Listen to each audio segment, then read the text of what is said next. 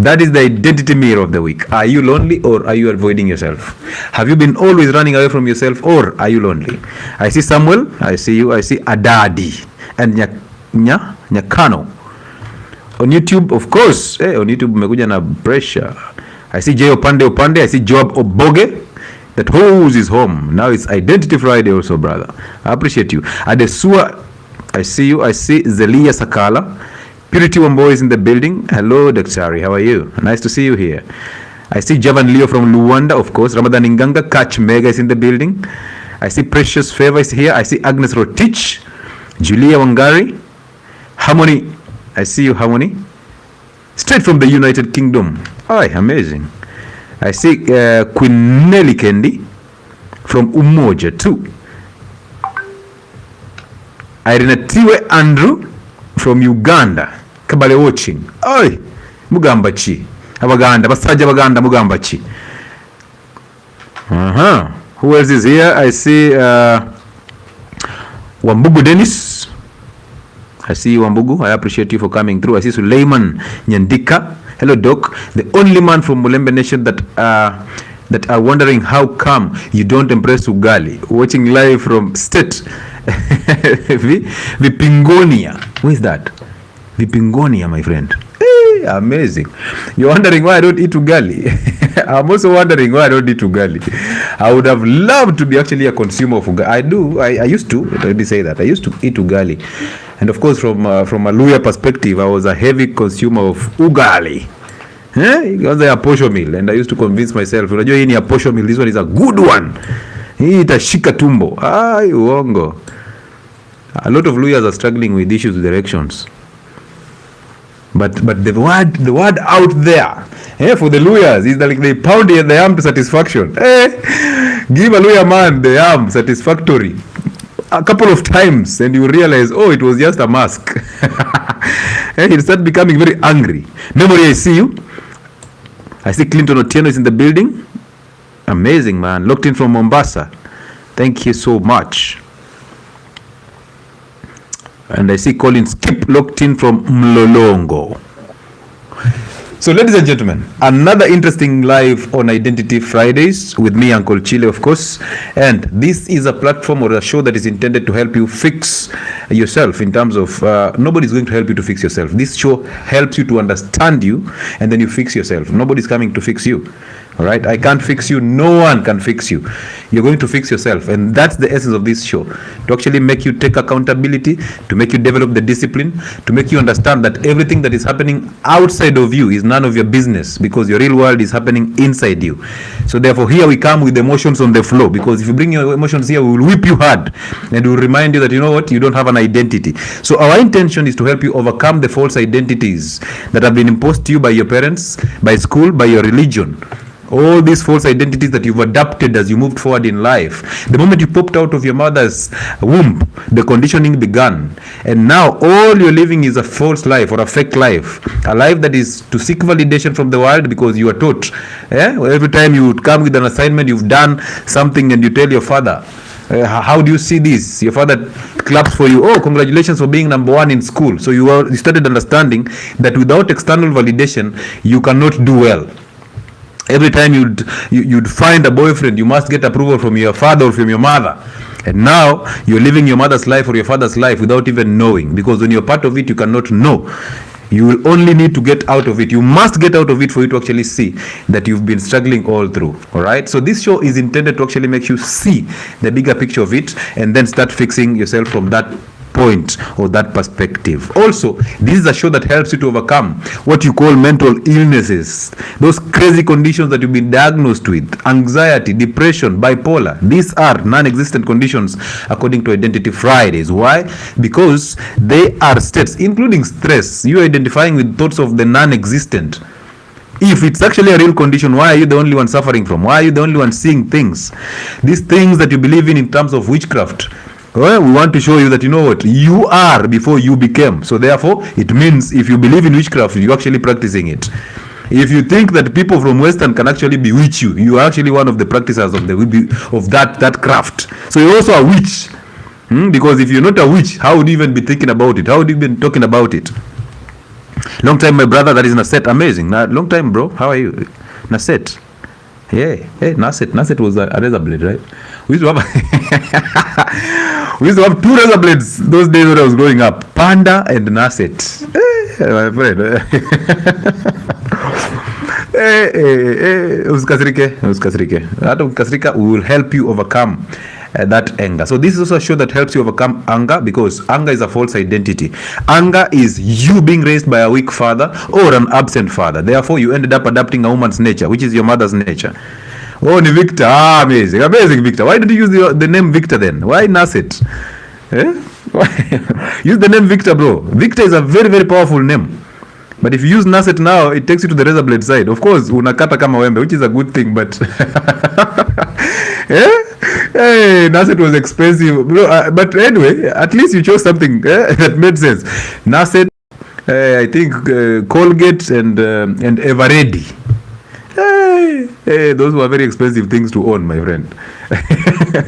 So yes, Victor, amazing, bro. Thank you to her for coming through. So we help you overcome anger. We help you see that actually whatever is happening around you, it's because you are the one who attracted it. Because from within, you attract the without. You see that? So therefore, you cannot blame your circumstances. Yeah, you cannot blame whatever is happening around you when you have not fixed yourself. You cannot start paying attention to things that are happening outside you. Oh, you know, it's my dad. Oh, because he left us, we are this way. Oh, it's because of my mother. Oh, because of this. No.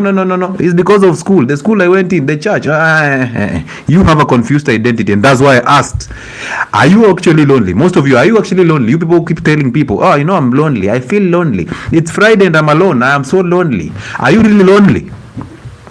Or are you constantly running away or avoiding yourself?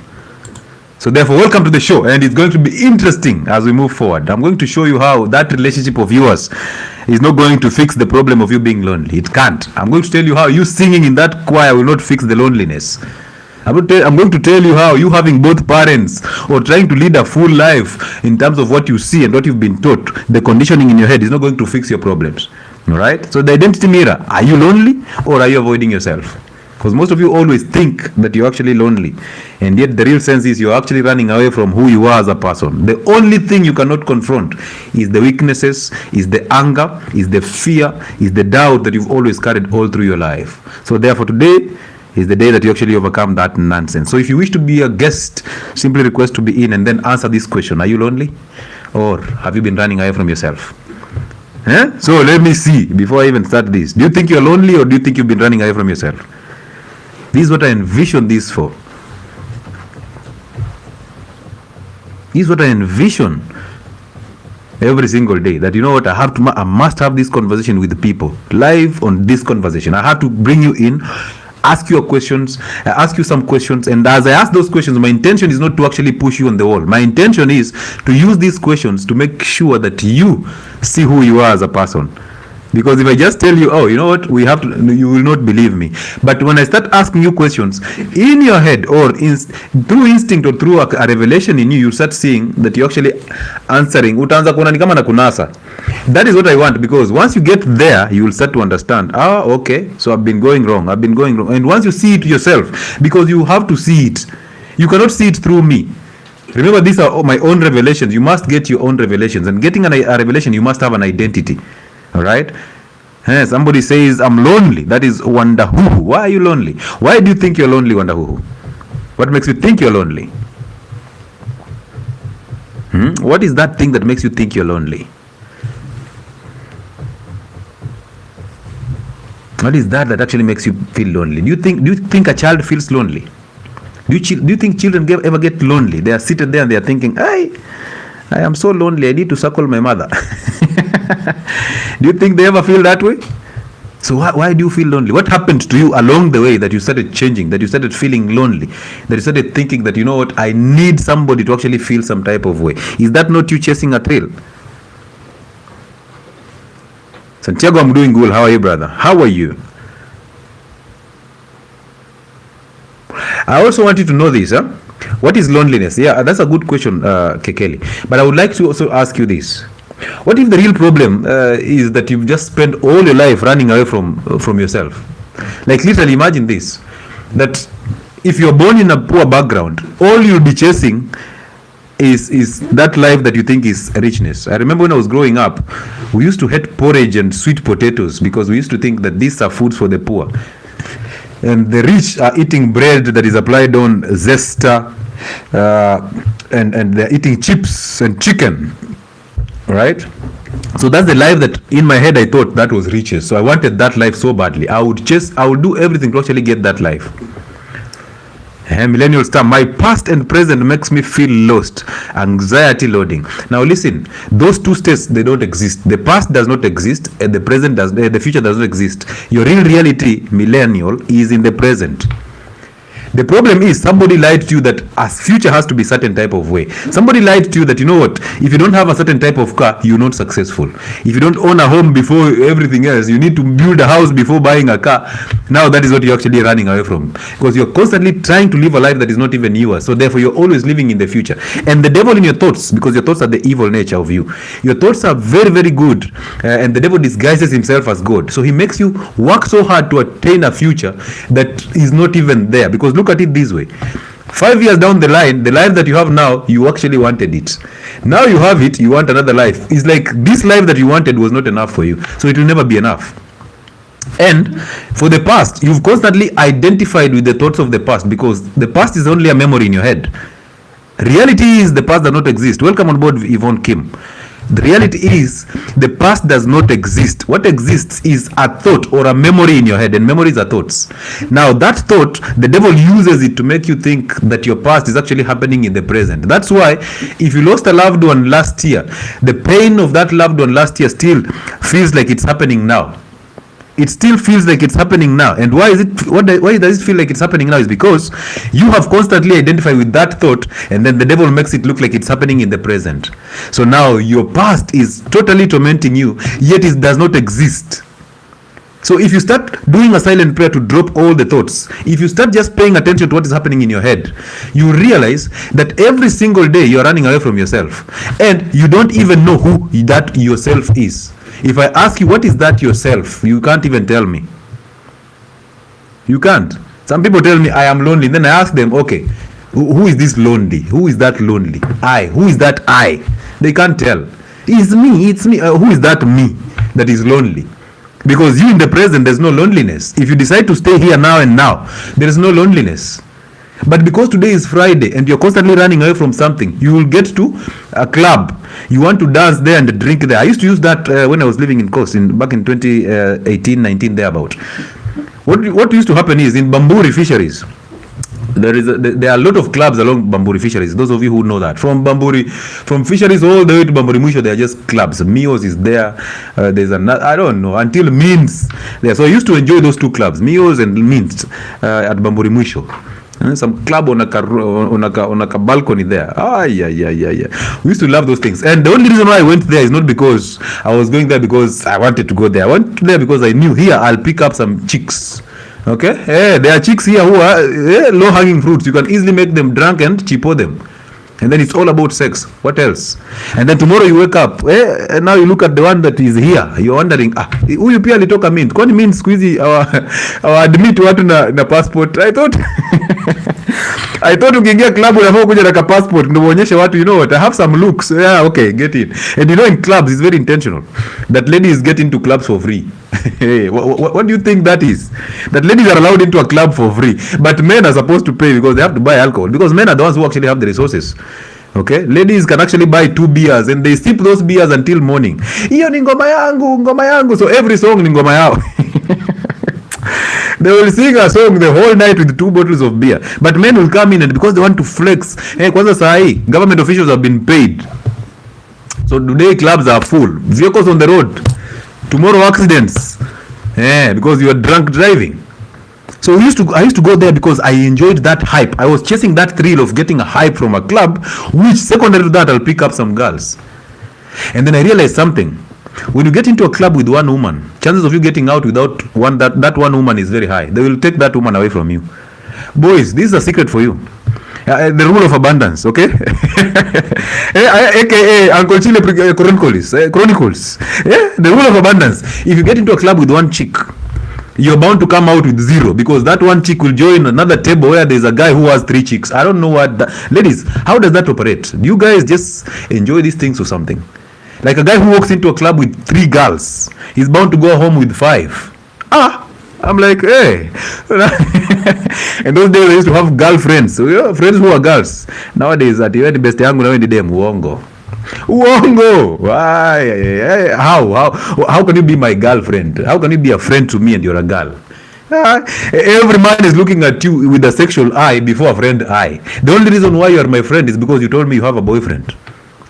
You see that? Or you told me you have a husband. So now, or you are my boss. So I have to put on some respect. Or you are my colleague. So I have to put on some respect there. But I'm looking at you, I'm saying, one day if you get to mince with me and you get to take that JD and you start saying, tunaita mawiruwiru. My friend, me, I'm cracking the bean. I am cracking that bean seriously. I'm pounding the arm to satisfaction. Without regret. So there is no way you can tell me that, me, I have a lot of female friends. You male. There's no way you're having female. What for? What stories do you guys make? Ladies want illusions, men want realities. So then what are you going to talk about? You guys don't have anything in common. Tell that girl you want sex. Don't lie to her that, you know what, I'm your friend, I'm your bestie. What is bestie? What is bestie? Have you seen your mother having a bestie? If that is, why don't you invite that bestie at home when your husband is there? Why don't you call your bestie home, mkae kwa meza, you eat together? Stop lying to us. I have a lot of male friends. No. You are using those men for validation. You are chasing a thrill. They tell you you're beautiful. You feel good about it. And then you tell them, I need a favor. Because it's Friday and you know they've been paid. And you're working for a private institution. Muhindi atakulipa tarehe 31 ama 30. So you know very well, this week here, you have to exploit this guy. So you're like, hey, Levi, uko wapi? Where are you? I need to talk to you by day. Do you have time? I'm like, hey, yeah. Saa 8 usiku. Nakwambia niko na time. Time gani? Me, I want to sleep. I need 2K urgently. Imagine my grandmother just passed on, and we need to give. Somebody texted me that way by the way. My grandmother passed on, and we want to give her a decent send-off. I'm like, now grandchildren are giving grandmothers a decent send-off. Where are her children? Where is your father? I'm like, where's everyone talking 2K urgently? It's Friday. You're telling me on Friday your grandmother passed on. By the way, if I tell you guys, you know what, nataka mchango hapa, my grandmother died. Trust me, my grandmother died, of course, it's true. She cannot come back alive, and now she will die the second time. No. So if I tell you guys my grandmother or my grandfather died and we need to give her perfect send off, of course the coffin is 100,000 and lazima tumchinjie bull. So you guys send me money, I will never feel guilty. I'll eat that money without feeling guilty. But if I told you my dad passed on, and then 2 months down the line my dad passes on now, a true death, that will be dangerous. But my grandmother, you cannot tell me your grandmother died today on Friday. At least hold on, siya komochari, hold on, we'll get to that story on Monday. Friday, tafuta pesa ya kubet World Cup. You're looking for money to go to Habanos. And you know there they've divided places. Kuna place ya watu wamekuja kawa wamekunywa. You know there are those guys who come into a club when they're already drunk. They're just coming in to pick some girls, okay? There are those guys who come in to actually drink. And then there are those guys who come in to drink not to get drunk. Okay? There are those who come in anakunywa na stare yake. Huyu hata ila payombe hata isema ati, you know, alcohol is very bad. No. The one who say alcohol is very bad, they are the ones who come in drunk. Okay? Wamekunywa cheap liquor huko Thika Kiandutu. Umekunywa and then now you're coming to which club is now in Thika? There's this club on Thika when you're coming in to Thika town. The one watu wa Thika hebu mtuambie hiyo club inaitwa aje? It used to be garage. Ni garage bado ama ni gani? Hiyo club when you're coming into Thika, just at the junction. What club is that? What club is that? Watu wanakunywa Kiandutu wanavuka wanakuja kwa hiyo club hapo, kuiba side mirrors. Tunawajua. So are you lonely or are you constantly running away from yourself? Amazing. When validation has no room, individual feels lonely and may lead to depression. Now, first things first, depression is a non-existent condition. Depression is identifying with thoughts of the past. Anxiety is identifying with thoughts of the future. The past and the future don't exist. Therefore, depression and anxiety, the two states, are non-existent. Do not allow hospitals to take money from you because you've been diagnosed with anxiety or depression. Those are false conditions. That is you just being in the future and being in the past, both of which don't exist. So why would you want me to eat your money for things that don't exist? You want me to remind you that you know what, you don't have a future, that you should be here. But you ask even your mother if she has a future. She still has a future. Even that grandmother who was she still has a future. This future is like the coming back of Christ. My friends, we were told about coming back of Christ. We were told about the earth ending. Every single day from the time I was born, I knew the earth is going to end. Up to now, the earth is still going to end. Tomorrow the earth will be kwani haishangi. It's just people who are dying. The same people who told you dunia iko karibu kuisha. The pastor died. Pastor, huku ngoja hata dunia ishe wapige trumpet. So nyinyi wacheni mchezo. Please, hiyo jiambieni wenyewe. So the truth is, you don't have a future. You don't even have 10 minutes from now. So that idea of the future that you have in your head is you living your mother's life. Your mother wants to succeed through you because whatever she did not do, she has actually imposed on you. Now you're struggling. Your father wanted to be a doctor. She ended up becoming a nurse. Now he wants you to become a doctor. So the pressure is going to be so big on you to become a doctor. And guess what? You'll become that doctor. That is true because the pressure is high. He's willing to sell his kidney to pay your school fees. Right? Because he's your father. Dada anipenda aliuza figo. Akabaki na moja. Akalipa fee. You become a doctor. Then depression begins now. You are in that career. It is actually well paying. You are about among the top 1% earners in Kenya. But you are struggling with life literally. Like nothing is working. Your relationships are not working. Your children are now drug addicts. Everything is not working. Yet you're actually earning so much money. And yet in your head, you're still believing that if I get this type of locum, I'll become this better. So now it's locum after locum, locum after locum, exploitation after exploitation, consultation that is so supercharged. Out of those consultations, you're making a lot of money. You're booking these patients for surgeries, taking 60% and the hospital takes 40%. All this money, before you even notice it, you have to pump it into a rehab. Your son is actually struggling. But you wanted to be a doctor. So money comes in and comes out the same way. There's somebody who had pinned something here. So most people are depressed because of present situation, not past thoughts. There's nothing in the present that depresses you. What? I am the one. I'll call you Clifford. So Clifford, tell me, what in the present depresses you as a person? Stop talking about most people. It's like the battle is outside there. That is not your real world. So if they are struggling, what does that have to do with you as Clifford? So you tell me as Clifford, I'm struggling with depression in the present. Stop telling me that, you know what, those guys are struggling with depression. The battle is within you, not without. So let's have a conversation with you, not with them. All right? Yeah, because everybody deserves what is happening to them.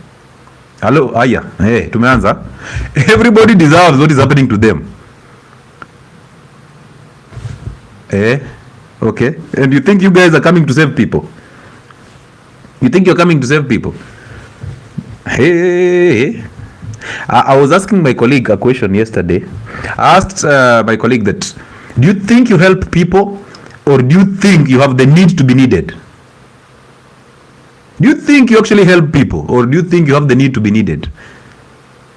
If you answer that question, you will see who you are as a person. That some of you have picked identity out of charity. Now you're thinking you're actually helping people. Before you help somebody, that is ego. You're thinking these people are doing worse and you're doing better, right? So why are you helping them if God who created them does not help them? You think God is as emotional as you are? Oh, you know what?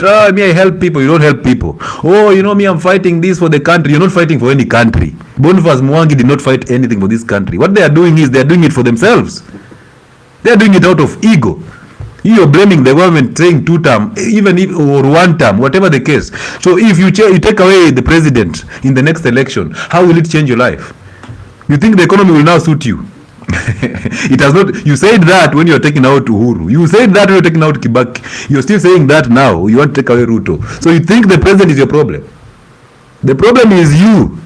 And that's the reason why you have the need to actually take sides and just 2 term and 1 term has now made you choose sides. Now you become an evil person because look at you. Juicy, actually this week, this movie that has been trending, you guys, the polygamist, sindio? Aya, mmeongea polygamist the whole week because you guys don't have anything to talk about. You did not even understand the theme of the movie. All of you are just talking about, oh, polygamist, oh, hey, Jonasi, oh, lose, hey, whatever, Joyce and Jonasi. But nobody is talking about the real case of that movie. Let me tell you. You see, the more you're talking about that movie, the more successful that movie is. The more amazing the scriptwriter is. Because art is intended to capture your thoughts. But you, because you have that, dating is so easy. Rage bait is so easy for you people. Now all of you have sat down and discussed polygamy because you have seen yourself in that movie. It's only that movie has come out loud. But you, because you cannot see the devil in somebody else if you cannot see the devil in you. So therefore you identify with the devil in the polygamist. That's why you are actually agitated. Look at the married women saying, I cannot watch that movie. Why? Because it exposes who you are. It exposes your relationship. And remember, that man that you're saying is cheating on you is who you attracted. That is your choice. What does that say about your choices? What does that tell us about your decisions? What does that tell us about who you are from within? Because you always attract who you are. What does that tell us about you? Hiyo ndo hamtaki. That one hamtaki. Hiyo mtaki, nyinyi mnataka kufocus, huyu jamani mbaya, this guy was chewing the son's girlfriend, this guy was chewing the office, whatever, this guy was chewing everybody. But you there, have you not been chewed by your boss in that office? Did you not get that job because you actually had sex with your boss? Huh? Did you not get that favor because you had sex with somebody somewhere? Of course, you don't count a quickie as a body count, do you? Yeah? What is your body count? You don't want that question because it exposes who you are, right? Now, because the movie has actually triggered you and the rage bait is actually there. Now you're triggered. Why? Because you are an evil person. Because evil identifies evil. It recognizes evil and it attracts evil. A lot of movies are out there.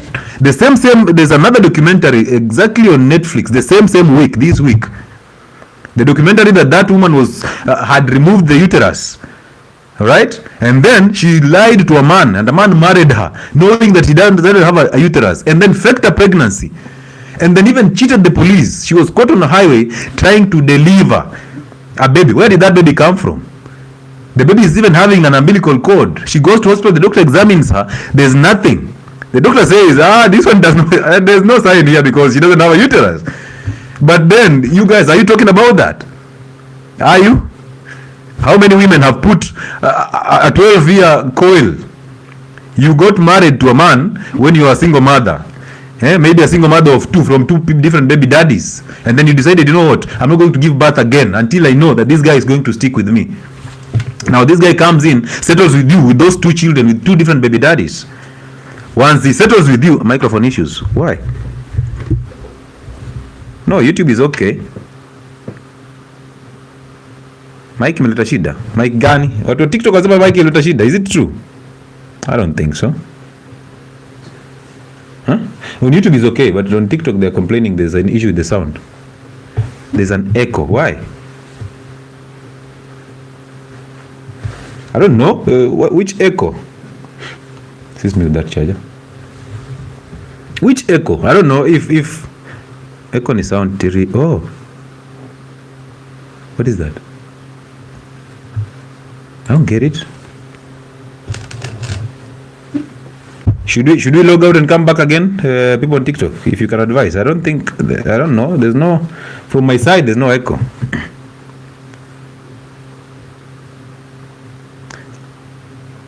Voice changes. I don't know. On YouTube, are you able to hear me clearly? People on YouTube, are you able to hear me clearly? Mute and unmute. Let's try that, okay? Let's try to mute and then unmute.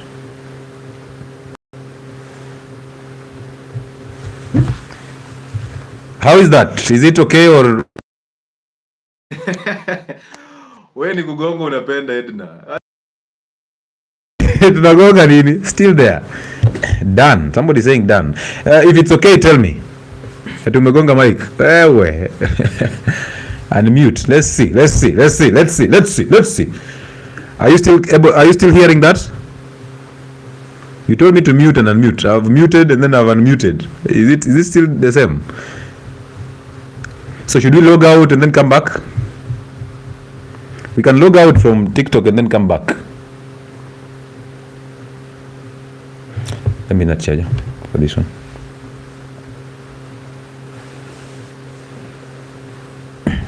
But people on YouTube are saying that it's okay. For them, it's okay. People on TikTok is a whole drama. It is buzzing. Hiyo ni mambo gani? Let's try and fix this and see.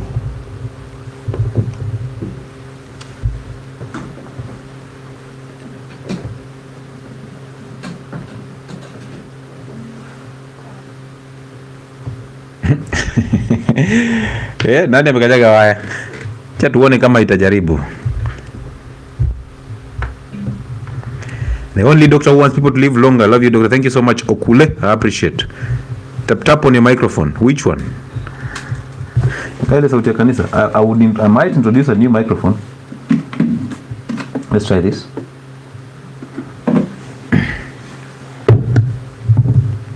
So people on TikTok will have to be patient until that microphone is fixed. Be patient until that microphone is fixed. I've been walking 1,000 steps daily. Is it healthy? Walk about. Yes, it's healthy. Yeah. Is that the cable? It's not the one. This is a different one.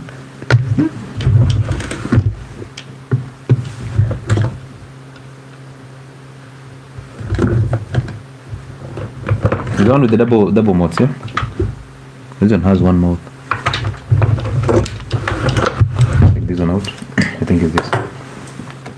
Good. Watu wa TikTok wamefanya tumetulia sasa. Tulikuwa tumeshika moto. Sasa nyinyi mmetupeleka Misri bwana. Mmetupeleka Misri mnafanya mnafanya vitu vingine hazifai kufanywa. We try and connect that mic and let's see.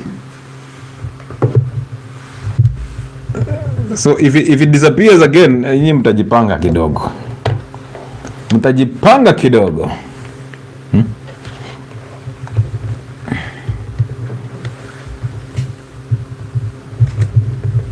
Tumeshika momentum vizuri alafu mnasema ati let's try and set this one and see if it works. If it doesn't work, bas muingie YouTube. Good. How is that? How is that? How is that? Bwana asifiwe sana watu wa TikTok.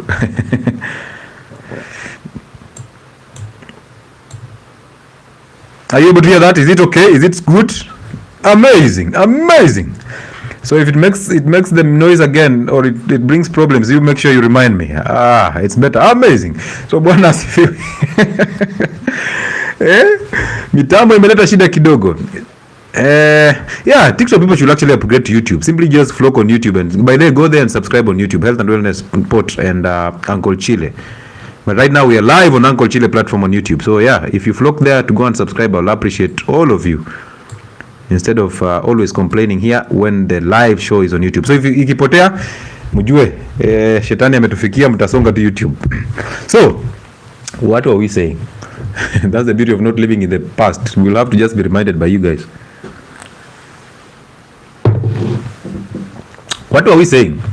Remind what we were saying. Yeah, so I was saying, so this lady has faked a pregnancy all through. Possibly she stole the child, but nobody's talking about it. Nobody's talking about what Dr. Gumba is doing on DNA shows. Nobody's talking about that. But apparently, the polygamy has triggered this so badly. Right. I'm like, so everybody has to write a story and present a story everywhere. By the way, a lot of people have watched that movie out of curiosity, out of just wondering, what is wrong with polygamy? What is wrong with this? What is wrong with this? A lot of people have actually watched it. So you there, you want a monogamous man. You want a man who believes in monogamy, right? But you have about 4 guys on your contact list who all of them you're actually giving your organ to. But you want a monogamous man. Where from? I was talking to my Muslim brothers and telling them, you guys are always constant advocates of marrying a virgin, but you guys are actually having sex all over. So where do you want to get those virgins from? Where do you want to get them from? But you're constantly telling us, you know what, I have to marry a virgin. I'm like, yes, it's okay. But then with your behavior, how are you going? Where are you getting that virgin from? Or you think you're going to just destroy this one, and some way, somehow, there is one that is preserved for you. That now you have the experience to actually break a virgin. Amazing. Nyi mnachezanga sana. Mnacheza sana. Utatoa wapi? Somebody is saying there's no monogamy. We fall in love every day. Now, the mistake Sunkist is falling in love. That is the mistake, okay? Anyway, let's go back. Are you lonely or are you always running away or avoiding yourself? You see, I've realized in Nairobi, specifically in Nairobi, because that's where I can actually talk about most. In Nairobi, people are just busy. And loneliness is actually interpreted or actually hidden under busy. People who are just busy every single time. Like, everybody's just busy doing nothing. Everybody is moving. And you might think that your life is actually not moving. People are faking life on the internet. Let me ask you this question. If I withdraw the internet for a week, nobody calls you or texts you for a week. Social media platforms, WhatsApp, Instagram, Facebook, TikTok, they close up for a week. Are you still going to enjoy your own company? Are you? You look at it this way. A small thing like you losing your job depresses you so badly.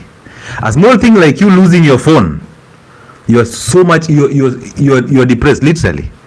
A small thing like the electricity going out for just 1 hour, you're already tagging Kenya Power. Safaricom, internet is just gone for a minute, everybody's complaining.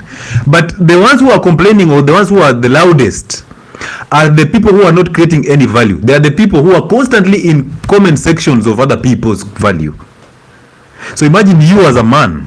Other men are creating value every single day, but you have settled to be mean in their comment section. That is the only thing you can do. So you're thinking that by commenting in their comment section, you're actually solving a human problem.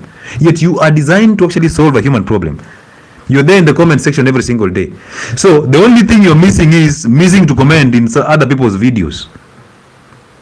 Now they withdraw the internet, you're actually complaining. When you take your phone, and this happens to most people, you take your phone and you rush to WhatsApp, you realize nobody has texted you. You go to your status, you want to see who has seen your status. And of course, every WhatsApp status is a silent message or a secret message for somebody. You're posting a good life because your ex told you are broke. So you're trying to post cars, you're trying to post good homes, you're trying to post food. People who post foods are people who are actually starving. People who post pictures of food are people who are actually starving, unless it is for education purposes. Imagine you post a picture of a meal and then you go and look at the likes. Who has liked your meal? You're starving. And believe me, if you used to going to Serena every lunch hour, you want to tell me you'll be posting every lunch hour at Serena? No maana you don't post picture ya kibanda. So it means that this is a new place to you. It's exciting. The thrill of just wanting to be validated that, hey, you know what, she ate at Serena, she's doing very well. Oh, he was actually somewhere, he's doing very well. That thrill is making you post all those photos every single time. You're not marketing anything. You're not adding value to anybody. You're not solving any human problem. But apparently you're the one who's posting every single day. You're posting as food. We are like, okay, so today you're here. You're not marketing Serena. They did not even contract you to market them. But by the time you're getting to Serena Gate, you have taken a photo. So we have to know this is Serena. And then you're on the balcony with a glass of red wine. Kidu tuambi nani alipiga picha. Lakini mnafanyanga wa baba maneno. Baba ako hapo na kitambi yake lazima akupige picha. Baba sasa amechoka na wewe. Juu baba anakula lunch hapa kila siku. So yeye hana haja na kupiga picha. Na nakwambia usijaribu kunipost juu bibi ataniona. Alafu wewe ndio wa kwanza kusema polygamy sio movie ni mbaya. Do you know married men get it so easy with women? Did you know that married men get it so easy with women? I don't know if women sense the form of responsibility or something. Married men get it so easy with a lot of women. Young women, they will complain, I cannot date a 45-year-old man or a 50-year-old man, but they are sleeping with these guys. They are. So mwache kutudanganya. Tuanze kuangalia within. Let's look within, because whatever is happening inside you is way bigger than what is happening outside you. If any case, everything that is happening outside you, it is you who has attracted it from within. So the battle starts from within. The sponsor is not photographed. He cannot. If any case, he's actually getting so irritated. Why are you always with your phone? Imagine you have been taken on a date and the only thing you're thinking about is taking a photo of food. so that you go and find validation from your friends. Oh, he bought this for me. Oh, and now even the menu you cannot even read it because kizungu ni ile ya primary, so menu imeandikwa in French. You're like, unatafuta chapodondo. Suppose akifanya tu hivi ni kama anaenda choko, like, hey, where are you going baba unaenda wapi? Because ukiacho hapo utaacha simu. Hata zimenyewe ulinunuliwa. Rosemore is saying, avoiding myself, being here but wanting to be there. Good one. In the essence that I want to get to the future and my present is reduced to a means of getting there. Here for the light. Listen to that statement, my friend. It is as simple and as clear as that. As simple and as clear as that. You have the need to be in the future than you have the need to actually stay in your real reality, which is your present. And the demon inside you will always lie to you that your present is not doing better, that your present is so weak, that your future is everything, that what your mother told you, that you need this type of husband, that you need this type of home, that you need to have children. This is the best life you need to actually have. And now you are 35, no husband, no child, no good job, you're still struggling. There's a lady who is on TikTok always talking about her Subaru struggling. My Subaru is this, my Subaru is that. You know that lady? I bought my Subaru. My Subaru has shown me things. My Subaru left, my Subaru right. So you thought buying a Subaru will actually bring you forth into the Subaru nation. You joined in. Well done. Now what next? Now you're always with different mechanics everywhere. You've made your Subaru a prostitute just like you. It goes here, from this mechanic, you're on the next. And now somebody has to fund that lifestyle, because the lifestyle that you're actually living or the job that you actually have cannot fund a repair of a Subaru the whole year. That you're repairing the Subaru more than you're using it. Today ni engine, kesho ni oil, kesho ni nini, kesho hakuna taya, kesho umegonga mtu. Subaru imekuwa content. Look within. The devil will always lie to you that the future is better than the present, which is a super lie, because he wants you to be very emotional. And the devil is the thoughts in your head. The thoughts want you to be very emotional by sending you into the future, so that you will never have to enjoy what you have in the present. If you are not happy in a bed sitter, you'll never be happy in a mansionette. Never. Don't be lied to that if I build this mansionette, I'll sleep all through. How many of you have bought a 70-inch television that you only watch once a week or even once a month? How many of you have bought an orthopedic mattress but you lack sleep in that orthopedic mattress? You thought that orthopedic mattress is going to fix your back pains. Now you're lacking sleep in the same bed. How many of you have married your dream guy, but then you guys only have sex maybe once in a month, and of course after a very, very big war, because you believe that make-up sex is everything, so you have to fight to actually make up. You look at this guy, you're just wondering, you guys, as you're talking about guys who are going to the gym, who have a very good aesthetic or a body that is athletic, you're wondering why this guy is talking about athletic guys. I have one in the house, and this one in the house, he goes to the gym every single day, but a single erection takes him 2 months. When a gym inaiba testosterone, with his bald head there. Jimmy menyonya mpaka nywele. You thought big ones are the worst. Now you go for the slim ones. You thought the slim ones, when they do this, you're just like, heaven is coming. Now this guy gets to your cervix. Now you have to be hospitalized. And this guy, he did that once only and disappeared.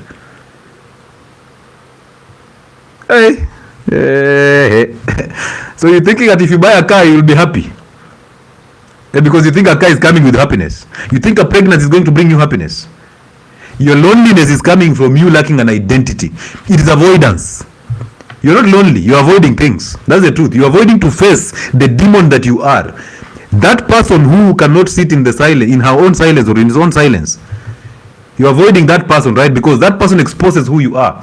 That person exposes everything. I told you the other day that you see a guy in the gym, they're telling you they're addicted to the gym. My friend, this week I've averaged about 50 kilometers on a run in the morning. That is Tuesday and Thursday. My friend, you think we like that thing? We're going for this run. In your head, the thoughts are telling you, please quit this nonsense. You've gone 10 kilometers. Why would you continue? But again, you know what you're doing that for. You're not doing it because you want validation from people. But you're going to the gym every single time, lying to us that you're addicted to the gym, yet you're actually hiding your insecurities. You know very well, if that body disappears, all the attention you're getting is not going to come. So therefore, you're chasing a thrill of getting that attention. You will binge on steroids every single time to get that attention. right?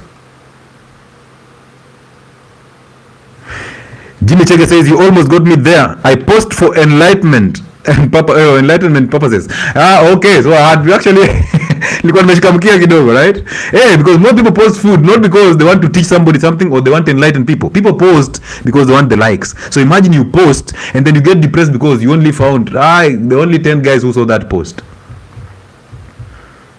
Let me tell you, I've done YouTube for the last, I think, 5-6 years.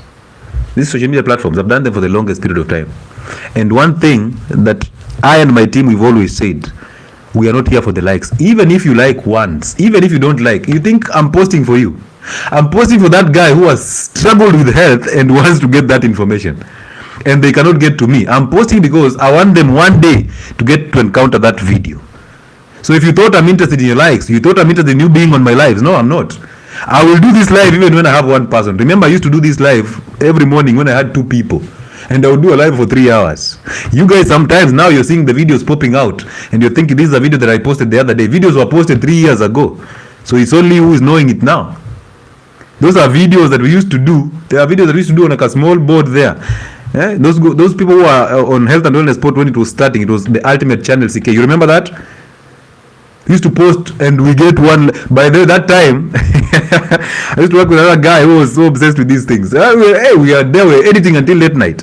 And then you wake up, you have 1 view. You're like, hey, YouTube inalipanga. Hiyo 1 view ni yako. Umewatch mpaka mwisho. Hakuna hata ad. Umelike. Umejaribu kushare kwa status. Wasa umeona hiyo status lakini hakuna mtu ameenda kuona hiyo video. Uko like, kwani hao watu waniona? Hao watu mimi ni daktari. Until you cast them. One day you guys will know who I am. You will know. Hakuna. They will not know nothing. So you keep posting, you'll get that 1 like. If any case, if it is your like, the better. Get 1 like for a whole year until you understand that this video that you're posting means nothing to everybody. Once you understand that, you'll never post for people. But I understand where your conditioning began. Your validation, your need to seek validation began when you would draw something and take it to your father or your mother. And then ask your mother about how it looks. And your mother tells you, this looks beautiful, and claps for you. That anytime you become number 1 in school, they will buy you a bicycle. Or they will clap and applaud you. Even in school, number 1, 2, and 3 were called on the platform. Right? So that is what actually made you believe that, you know what, I have to do something. If they do not applaud, I've not done anything. But look at you. In primary school, you were number 1 from nursery until class 8, right? The millennials. And then what happened in high school? What happened to mathematics? From 1 second term, what happened to mathematics? What happened to you being called on the podium? Now you started resenting that guy who has 6 badges. There's a guy called Cedric McCann in my high school. I used to resent him so badly. This guy would dab food. You know, mnajua kudab. Kudab ni ile going for multiple. You're repeating meals. You take a meal again, take another meal. I don't know how he did not get noticed any time he did that. He would go for 3 times before you take 1. This guy was so fast. Shule yetu hapa chini. Kwa desk ulikuwa unaweka sahani hapa chini. You put like a mat. You know, we never used to wash plates. Nowadays I see you guys washing plates and I'm like, yes, okay. And let me give you a bigger picture before I talk about Makani. You see, when your plate has food, is it dirty? Is that plate dirty? When your plate has food, is it dirty?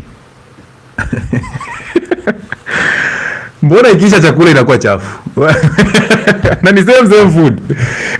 Akili tulipelekanga wapi? Sometimes common sense should actually apply on these things. If your plate has food, is it dirty? Is it? So now once you finish the food, now apparently the plate becomes dirty. From nowhere, the plate is now so dirty. It needs to be washed. That is the exact same thing that happens to every one of us. The moment the value in you goes down, everybody dumps you. Everybody drops you. The moment your value goes down, everybody will run away from you. Ladies, listen to me keenly. The moment those ovaries will start failing, the moment you settle with somebody and they realize that this is not who you've been presenting, that actually those dates were not yours, That actually those clothes that you're wearing, you're actually borrowing from your friends. Now you're here, you have to put on a dera Monday to Monday. This guy is looking at you, looking like an old show with a cut t-shirt. Now that's why you actually go for your men's hoodies and t-shirts. Because you buying a dress for yourself or buying that t-shirt for yourself, it feels so painful. Now this guy is here with you, looking at you and thinking, but she used to dress so nice before I met her. What happened? What changed? Now all of you are living in the past. You cannot handle your present. Instead of actually doing that in the present, you're now thinking about the past. Now problems begin. That means two of you are demons who are actually seeking validation, and you ended up together. So now the real reality is coming and dawning on you. So the moment your value goes down, men, the moment you stop creating value, the moment you stop cycling, that cycle will stop. Everybody will drop you. So the moment that food ends up on that plate, the plate is now empty. It is considered dirty, even though the soup was still from that meat. That plate does not have any bone broth. It is dirty. It needs to be washed. So who do you think is coming to wash you? At least for the plates, who is coming to wash you? Even the one who actually went down and knelt and submitted to you will turn against you. Even your own children look at you and they will actually raise their voices at you. Because your weakness, your lack of value is like just the dirty plate. So it will never matter how beautiful pilau was before the plate went empty. It will never matter how good that meat tasted. It now matters that the meat is over and the plate is dirty. That's what is mattering right now. That's what people are seeing. Hey, nobody cares if this sufuria was used to make meat or beef. It doesn't matter. This sufuria is dirty because it doesn't have meat anymore. Shall we eat a sufuria? So wake up and start finding value. Today I'm not even going to market any of my programs except the physical appointments that are going to happen in Nairobi from Wednesday, if God gives me the grace. The 24th of this month all the way to the 3rd of July. We will be in Nairobi for 2 weeks straight for physical consultation from Wednesday next week. So if you wish to book a consultation with us, you can use the office contact to actually do that. All right? Use me before I become a dirty plate. Nitumie. Na mimi nitakutumia before you become a dirty plate. Ramadan Nganga is saying, initially I had the need to be needed. Nimewauliza swali mkaogopa kujibu juu mnajua inawa expose. I've just asked you as a person, do you think you're helping people or do you think you have the need to be needed? So are you confusing helping people or are you confusing the need to be needed by helping people? Like most people are always just finding the need to actually be needed. You think if you help people, you'll be valuable. But imagine this, that the creator of you and the one who doesn't have it is the same. So that same creator does not see him as the one who is actually struggling to come through and help him, but you find the need to help them. You are actually struggling with validation issues. You have no identity. Charity is actually for the cameras. Why? Why is charity for the cameras? Why is charity for the cameras? You have your answer. So initially, I had the need to be needed with others so that I could tell them they lack identities. I kept wondering why they are unable to see the light, only to realize I was just ruining myself or running myself from myself. This is very, very interesting because I have seen people who tell me, unajua mimi niko na identity. Everybody is so fond of telling me that. I found my identity. That's why I can see them doing this. Everywhere I see identity issues. You see, when that happens, I'm like, because those who have an identity, they don't need to tell you they have an identity. You will see it. You will see it. Somebody who was raised by a father, you will never need to actually question. You will see it. You will see how they behave. Because a father, the role of a father is to impart values in their children, is to tell you who you are as a person. So from a child, your father imparts who you are in you as a child. Your father tells you your responsibilities, and then the father provides roles and responsibilities for the male and the female. Your daughters and your sons, it's you who actually leads by example. So once you lead by example, your children adapt that. You cannot start teaching your children how to become responsible and provide when you are not providing. So that's why a father is very important in the life of a child, because a father provides that background, that bearing, that foundation for these children to know how to behave, how to relate to other people, how to love, and how to do everything in their life. Basically, their life has to be built on a foundation. That foundation is a father, a strong father, a father who applauds or a father who appreciates the spiritual order of life. That God above men, men above women, and women above children. So all of us, anything that comes from a woman is in a fallen state already. Anything that comes from a woman is in a fallen state already. It is the role of a father to actually take you out of that fallen state by bringing back your identity. He has to protect you against the weaknesses and the anger that is coming from your mother, basically the emotions, and he has to protect you against the evil nature of the world. He cannot protect you from those things if all he thinks is the money. Oh, I have to chase the money to provide for them. Provision is not only monetary. If any case, making sure that your children have an identity is one of the best things you can do to them in terms of provision. But your children are out here expressing pain through tattoos. Your children are out here expressing pain through actually hurting other people. Your children are here with multiple piercings everywhere. They look ugly as hell because they are piercing every single thing to actually just exercise that pain that is within because there's no father. They are here trying to find fathers through social media, through celebrities, through politicians, and then you're blaming them for being on the streets shouting there. You're calling them Gen Zs. You cannot handle Gen Zs. No, these are children who just lack fathers. I told you they are generation zero fathers. That Gen Z is zero fathers. It's either it's a zero father or a father who is so weak they cannot provide, they cannot lead in truth because they have something to hide. Because they are constantly running away from themselves. They married because of loneliness. Are you lonely or are you running away from yourself? They married because they were lonely. They ended up attracting another lonely woman who was running out of time and eggs. And now they are here raising children out of that emptiness. How will you fill their hearts when your heart is totally empty? How? You married because the society was telling you, oh, you know what, unachelewa. Look at your fellow guys have married. They are younger than you, but they have married. But those fellow guys who have married, they're actually seeking for favors everywhere. So an absent father or the presence of a weak father is a serious problem. A serious problem. Serious problem.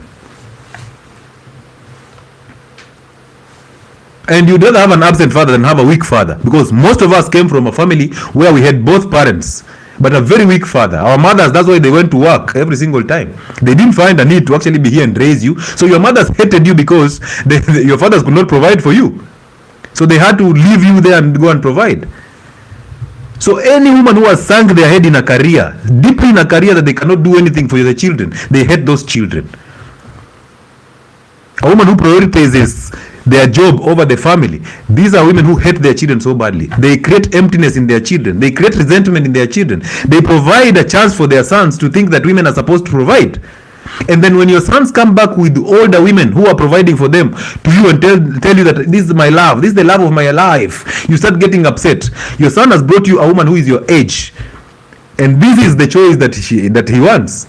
You are so upset about it. Why are you upset when you taught your son that women are supposed to provide? You think a younger version of a woman will provide for your son? How? So you are unable to look into the mirror, identity mirror. That's why we say it every single time. You are unable to look into the mirror and see exactly who you are in your son.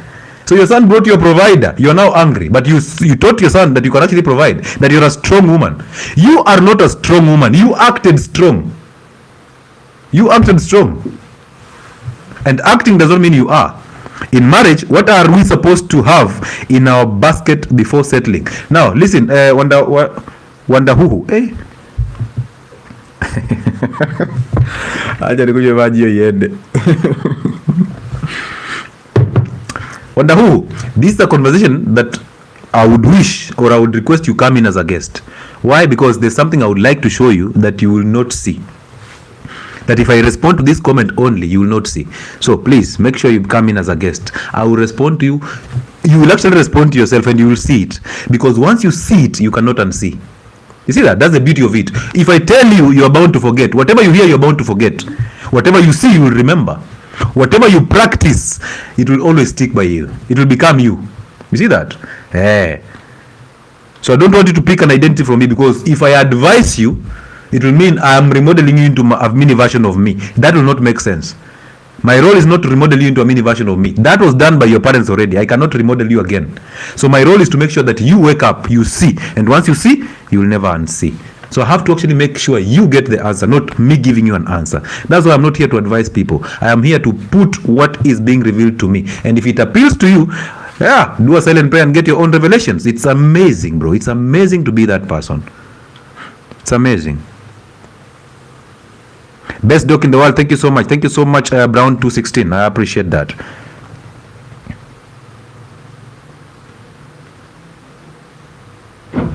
Great insights, Dr. Lewis Muchile. Keep it up, brother. Thank you so much, Spence Gaff. I appreciate those. Now, one thing I also want you to know, never ever pick an identity from something. Let's say something excites you, okay?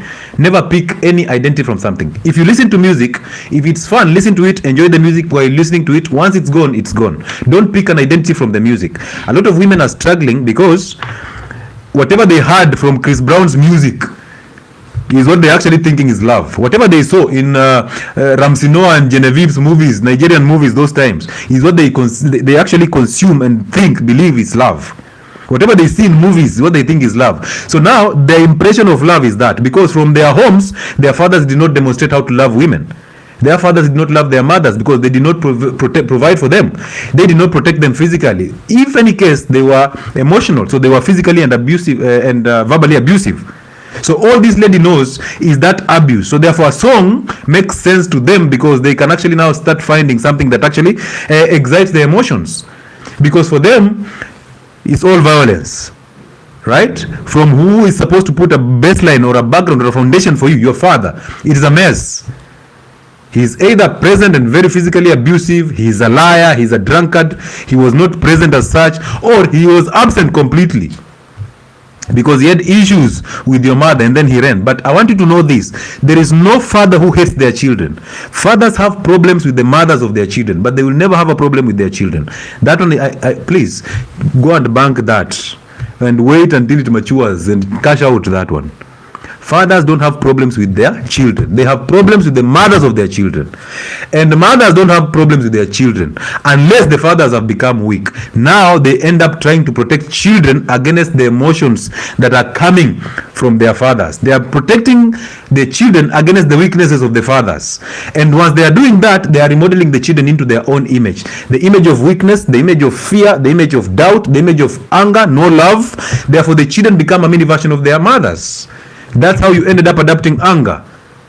So anger comes in because you did not have an identity. You have an identity of your mother because your father did not protect you against the emotions that were coming from your mother. Because the number one role of a father is to protect the children against the emotions coming from the mother. Before protecting the children against the world, he has to protect them against this one here, the initial intruder, before the external intruder. Because your real world is within, not without. So you cannot win the battle outside there when you've not won it at home. It cannot work. It can't. So if you had no father, you will struggle with depression, you will struggle with anxiety because you're always running away from something. Unfortunately, whatever you're running away from, you will always attract it.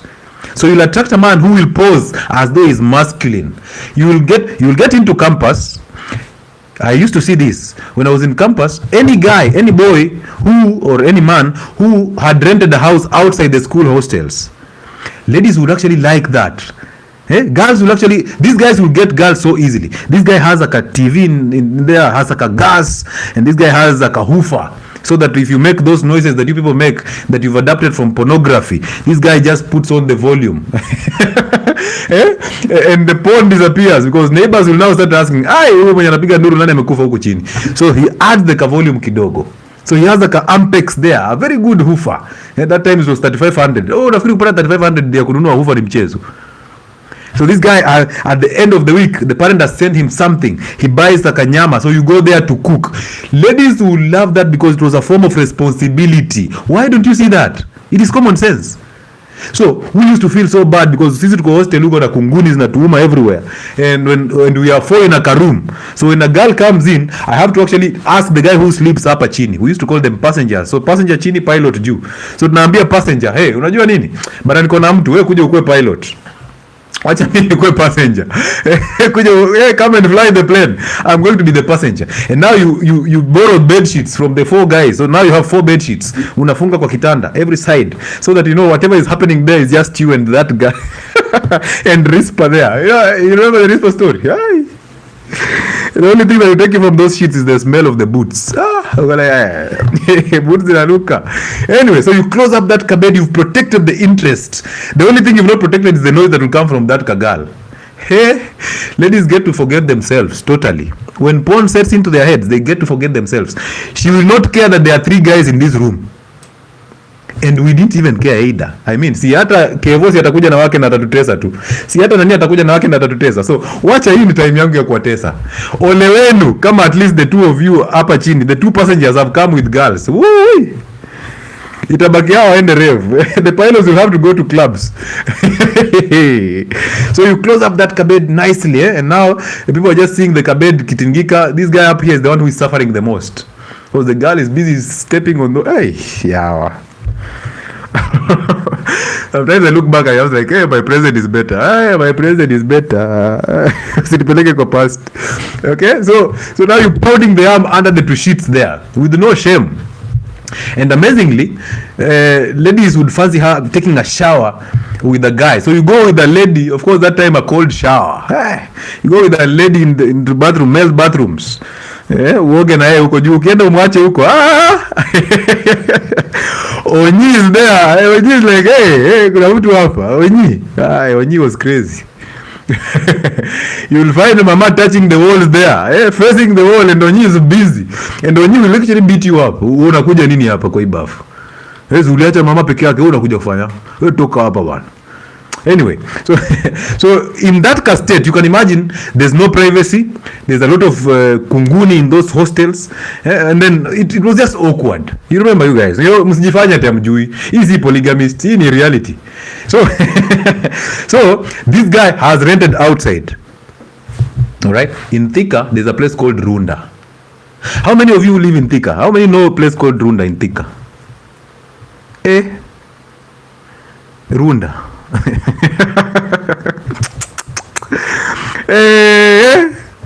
Sin City. Anyway, wale wanajua Runda wanajua. So this guy has a rental house in Runda. Okay? Kakazuri, akona hufa, akombaka na duvet. A student anajifunika duvet. Mpaka akona pillow na zile pillows the fiber pillows that you can sink into that pillow and tomorrow you wake up and it's okay. Wewe jamaa akiongelesha demu yako, wewe jua demu yako akienda ukapike nyama is a rap. Is a rap. However beautiful that girl is and however physical you can actually get, my friend, this girl goes there, cooks kanyama with sukuma, or there was this recipe you cook ugali with mayai and sukuma, you combine together. That was a rare meal, I'm telling you. This girl goes there to cook a meal. It's a rap. It's a rap. Wewe sahau. Ati unamwambia, hey, babe, where are you? Hii weekend. Babe is busy. Akuja hostel. Aumwe na kunguni. Una joke nini? So we would resent those guys. But that resentment would actually make sure you work so hard to actually rent outside. By the time you're getting to the idea, you have a bed sitter out there. Hey, you don't have that kabed sitter. Struggle with the gas, but you just have a kabed sitter. Even if it's sleeping on the floor, trust me, that girl will come. But who go hostel? The girl remembers. I went to 𝐾𝐕𝐈𝐃𝐈𝐍𝐆. I went to kabed sitter there in Runda, and I listened to music. I put on R&B. For the first time, I was being pounded with R&B in the background. Here, kazi yetu ilikuwa natoka tu 𝐾𝐕𝐈𝐃𝐈𝐍𝐆. Tumeteza 𝐾𝐕𝐈𝐃𝐈𝐶𝐆. And ladies are so unforgiving. They are so unforgiving. They will just tell you outright, mimi siwezi kuja hostel. Kirent nje mimi nitakuja. Hey, my friend, that statement will torment you. Utadanganya mzazi. Hey, shout out to Jerry. The lady that was left in a restaurant paying a bill of 10K. Oh, Suleiman, I remember this story. This is the best place to be right now and reflect if that time she was alone or she was avoiding herself. Amazing. This lady, the guy comes in and the lady was already marinated. She was so sure, after this date, I'm going to, my legs 105 degrees wide. This guy is like, you don't know, you will know you don't know. Anaanza kupigia mabeste zako, ameniacha kwa restaurant, imagine nimeitisha lasagna, hata lasagna yenyewe haionji vizuri. By that time every food tastes like crap. You don't want to eat anymore because it's you who is paying. Is it who is paying? The other day I was asking my dad, why is it that nowadays Christmas does not make sense anymore? We don't see children wearing the goggles. We don't see children they're not even excited about Christmas clothes and all that. Is it that the world has changed? My dad is like, hey, relax. The world will never change. It's people who change. But these people have not changed. These people have not changed. Just tell me, how have they changed? The only reason why you're thinking that Christmas is not exciting anymore is because you now are the one who is paying bills. You are now being asked, you know what, Ngoya Christmas. That time it is you who was asking for the Christmas clothes. Sahi wewe ndo unalipa. Sahi imekaa ni kama Christmas makes sense. It is you who is making it not to make sense because you're trying to avoid paying bills. But children are still having the same fun. The only challenge is you guys have brought children in the city. Now they play on cabros every single day. We used to play in people's farms. Stepping floor, kila mahali tunakimbia mguu tupu. We used to go to pit latrines in primary school barefoot. Mi viatu zangu, my mother will complain every single time. I put my shoes, new shoes, ilikuwa bata hizo siku, ndio. So my new shoes, tungetengeneza post za ball. Ball ilikuwa imeniingia mbaya. So bought shoes today. I'm in that class. I am feeling so uncomfortable because everybody around me has no shoes. Then I decided to take off the shoes. And during break time, I'll go and put those shoes like a goalpost. Now we play football and I forget those shoes. I will be whipped every single time for forgetting shoes at school. But even if you steal those shoes, nobody will ever wear them. These guys do not fancy those shoes. And it was okay. So we would step in those pit latrines with empty feet. Nobody ever came out with the disease. Nowadays, you guys, children are living in bubbles. Your child cannot step on grass. Oh, babji utaumia. Babji unajua hizi vidole zako zinakuanga na fango. Babji anakuanga na fango, akikanyaga nyasi anapata nampeanga fango. Babji baridi, babji put on this. Babji jua, apply sunscreen. So babji is everything. Everything, and babji is constantly running away from you. But unfortunately, PUBG ends up attracting you in a relationship because whatever you resent, you become, and whatever you're actually running away from, you attract. Because whatever you resist persists. Huyo PUBG wako na fango, atapata hiyo fango sasa ya ukweli.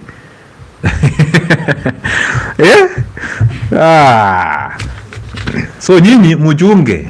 Most times you are just lacking an identity and you're thinking, I am lonely. You're not lonely.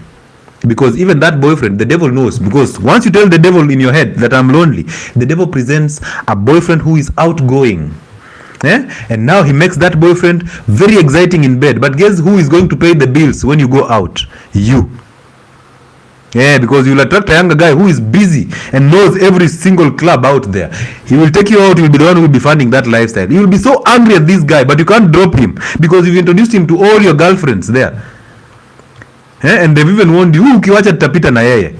So now you'd rather buy every single thing for this guy so that he maintains their problems. Whatever you attract, it is who you are. Whatever you resist, you will always attract it. It will always persist. You are running away from the evil nature of your father. The other day I saw a lady on TikTok saying how the father was ugly and how the father mistreated them and all that. And she even accused the father of actually trying to have sex with her. I was just like, So wait a minute. So you are now 24. So you're telling us a story of your father when you were 13 and below. And the only thing you chose to do is to set lights like this and put a camera or a phone and record this story. Actually apply makeup, very super makeup, and tell us how your father was a mess. Umesetia babako cameras na lights. And then now you're crying. When she's crying, she's basically lying. I saw another one saying that she had this Luo guy. She got this Luo guy on Tinder. And she's saying I was so in love with this guy. You are in love with the guy you got on Tinder. Don't you see all of you are just empty? And I was not a side chick. Imagine I was not a side chick. I was a side wife. I didn't even realize until this guy was coming back. We talked with the wife and we went to pick him. Both of us went to pick him in the air. I'm like, hey. Wachana mambo ya polygamist. Wacha to focus na wewe kwanza. You were telling us that you got a guy from Tinder and you expected him to actually be loyal to you. Tinder. Wewe ulikuwa fanya nini Tinder? Tinder yenye uko pale to get any approval. Anybody who says just you are there because of course you're there because you're desperate. By the time you're going to Tinder, how many people have run through you? And they've run through you and dropped you, Now you're on Tinder there, waiting for a loyal guy to come on Tinder. Loyal guys, are they on Tinder? Do you think loyal guys are on Tinder? Nyi mna joke bana, mna joke.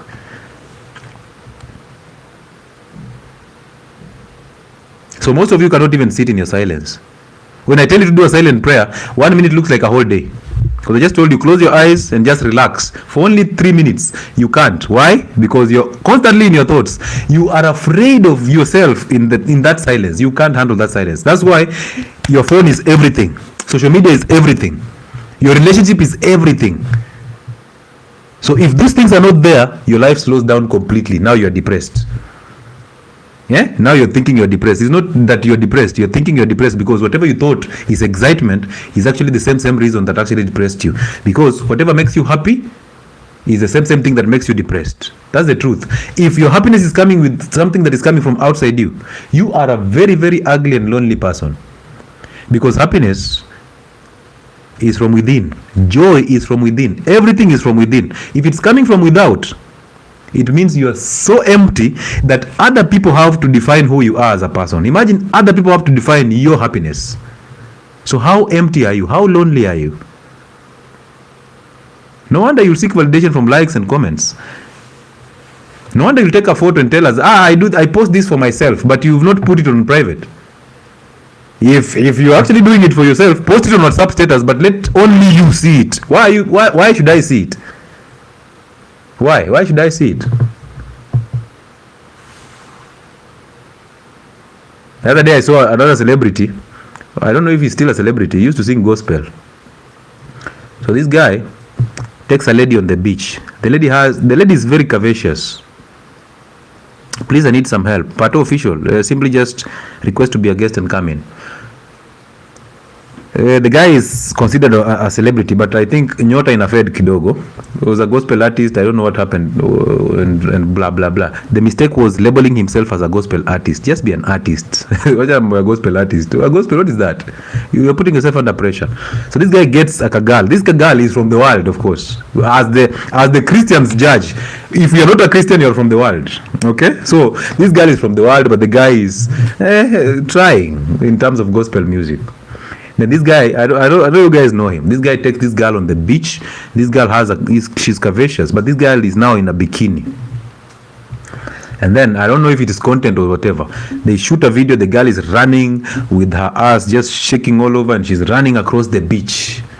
Mr. Gospel artist is doing that. Him is in a lawyer. So the girl is running, and then now the backlash comes in. So every guy is into the girl's inbox. Every guy is actually bashing them. Most men, they pretend to bash, but you go into the inbox, they are busy there in the inbox. So these guys are busy bashing this guy. So this guy trends for the wrong reasons. Because the girl, so in my view, I'm thinking, okay, so this guy has to shoot a video to come and defend all these things and say whatever he has to say. I'm just thinking, I'm saying, first, no publicity is negative. No publicity is bad publicity. Negative publicity, the way you respond to it is actually make it bad. I really wonder why you guys, when you get in trouble, you come out to shoot a video to defend that nonsense. If it's gone, it's gone. You trend. If it's for the bad reasons, there's nothing like bad reasons. It's the bad reasons for those who think that's the bad reasons. So the mistake he did is, out of the videos that you shot or out of the photos that you took, you chose this video. You chose this video and you posted it for the people. And you know evil is everywhere. You as a gospel musician, you would have known that this is actually a mess. You're calling that your girlfriend and you exposed the girlfriend to us. And you still think you have a girlfriend. Muna joke. Muna kwangana mchezo. There's always a man who is doing better than you. Where jua hivyo? In life, there's always a man who is doing better than you. Na mimi sitakuongelesha mambo ya ipagami. Mimi nitakwambia, I'll tell you this for free as a brother. You post that woman out there. Remember, the only reason why your mother or your grandmother stayed in that marriage for the longest period of time, it's because they did not have an exposure to the external world. They had a limited exposure. But right now we have something called a phone. That video only can be seen by somebody who is in the US. It can be seen by Uncle Chile, who is here knowing what to hit and when to hit. It can be somewhere else being seen by another guy. and you there, you're excited about this, and then later on you're asking your girlfriend when she's actually shaking her ass on a TikTok live for other men, you're asking her, why are you doing this? But you are the one who approved her to post that nakedness on the internet. Why are you not there? You are the one who was actually shooting that video. So you are the first person who exposed her to us in her nakedness. Now she's coming in with the confidence that, you know what, my man has no problem with this. I get validation from the internet. She's busy shaking her ass on the internet because she knows we will validate her. Because you are so weak that she cannot approve your validation. She wants a validation from more people. Now that gets her into addiction of validation. Every single time she wants that hip, she wants that hit. And then you come out asking your girlfriend, what is your brand? What does your brand advocate for? Unfortunately, your girlfriend does not even know what is her brand. Ay, what a shame. What a shame. Lakini, ay, having a father who appreciates the spiritual order of life is an underrated blessing, because that's where an identity is sourced. That is where that is the source. And even if your father is drunk and sleeps in the trenches, go and seek your identity from your father. You cannot hate your father and then your life opens up. I'm telling you this for free. This has nothing to do with hating women. Somebody comes and tells me, you hate women so much. I don't hate women. Well, I'm not gay. And even gay people, in a gay relationship, one behaves like a woman. So nobody hates women. Nobody hates women. If I'm attracted to men, why should my partner behave like a woman? If I'm a lesbian and I hate men, why would my boyfriend be a stud? My girlfriend be a stud? Why would she act like a man? So nobody hates men, nobody hates women. It is the evil nature of us that hates the truth. So it's always a battle between what is good and what is evil. Nothing between what is men and women. Nothing to do with men and women. It has everything to do with what is good and what is evil. And you have to be on one side. That is the only time I allow you to choose you. And you see, the weird part is, you cannot choose what is right. What is right will come through you, which means there's a superpower that dictates that through you. So anything you have overreacted on, anything that you ever thought it was wrong, anything that you've always thought is right, you are wrong all through. Even what I'm saying is wrong because I'm relying on my thoughts. Get revelations for your own, for yourself, so that you actually get these things that I'm talking here. They should come through you. Remember that the spirit that lives in us, we are just physical beings, but we have a spirit that actually lives in us. That is what life is. Spiritual. We have a spirit that actually exists and lives in a physical way, exercises physically through us, the body. So you're not your body, you are the spirit. So if you are the spirit, it means whatever you're doing is coming from that spirit. And there are only two. There is the spirit of good and the spirit of evil. The spirit of bad and the spirit of good. It is that simple, black and white. Now, everybody who is born from a woman is already in the fallen state, on the side of the evil. And until you overcome evil, that's why baptism happens. Baptism is not being dipped into water. It is dying from the evil nature and resurrecting in the good nature. So you cannot live a double life. There's no way you can be good and evil at the same time. I see people telling me, oh, you know, I'm a good person, I'm a good and a caring person. I'm like, who told you you're good? That is ego operating in you. That's the devil lying to you that you're a good person. That's your thoughts. You are not a good person. You're not a bad person. You're just a human being.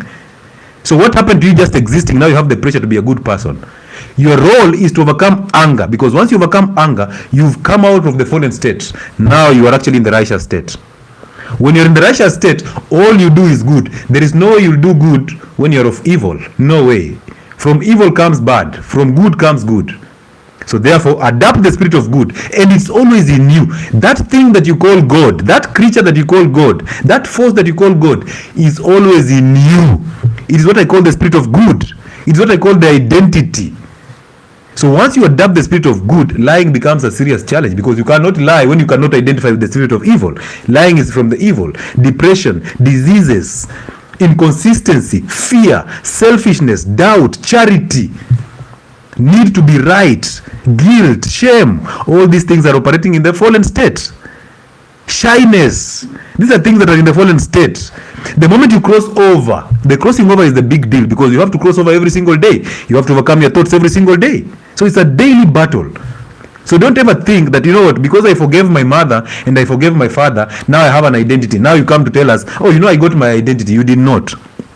Because if you had it, all that will come from you will be righteous, and I will easily know. because I will identify it. Because the spirit of good is in me, it will identify the one that is good in you. That's why you and I will become friends, because I attract who I am. But look at you blaming your spouse. Look at you blaming your children. Look at you blaming the society around you. Look at you blaming the president who you voted for. And now you're thinking you'll vote the right way. Next time you're thinking you'll vote the right one. How many times have you voted the wrong one? So apparently from the air, this one will be a good one when you're voting emotionally. Why are you always on the streets?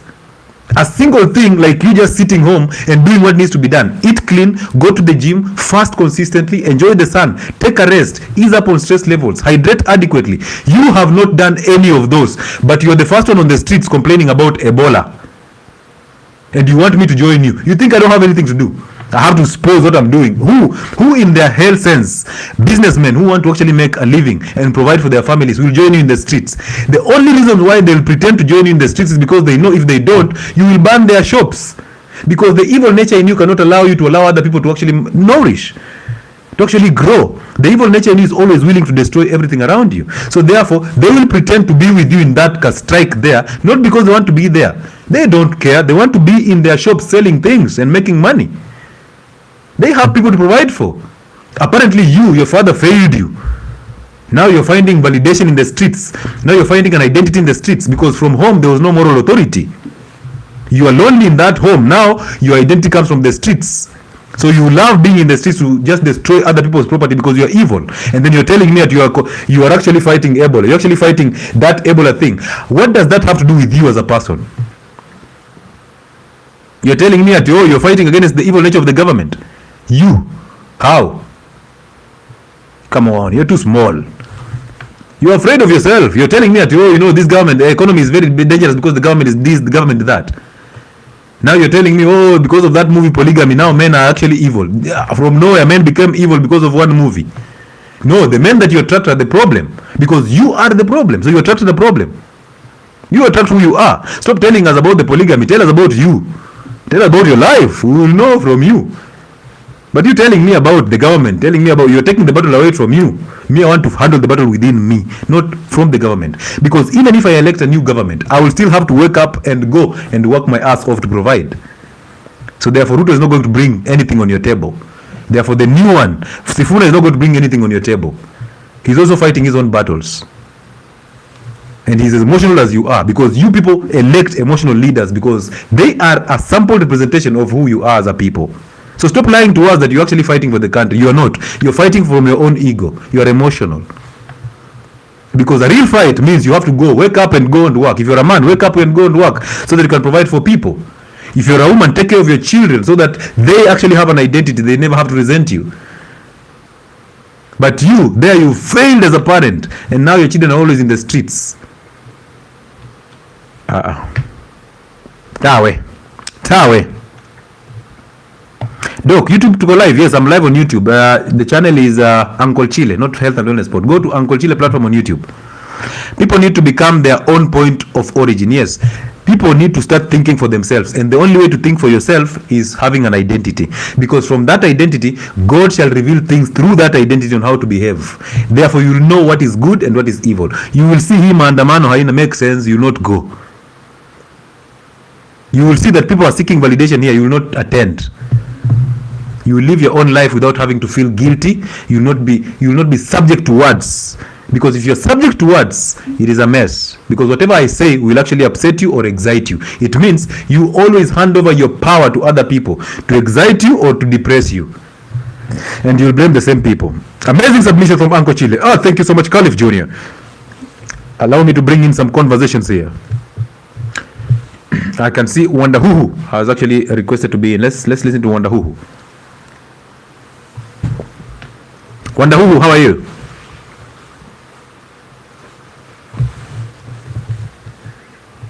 Wanda Huhu, are you there?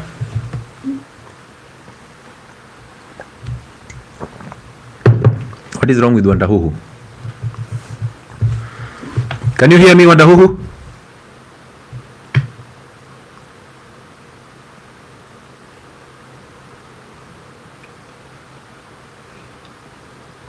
And I think your network is a mess. So fix your network and then come back. I'll take you back.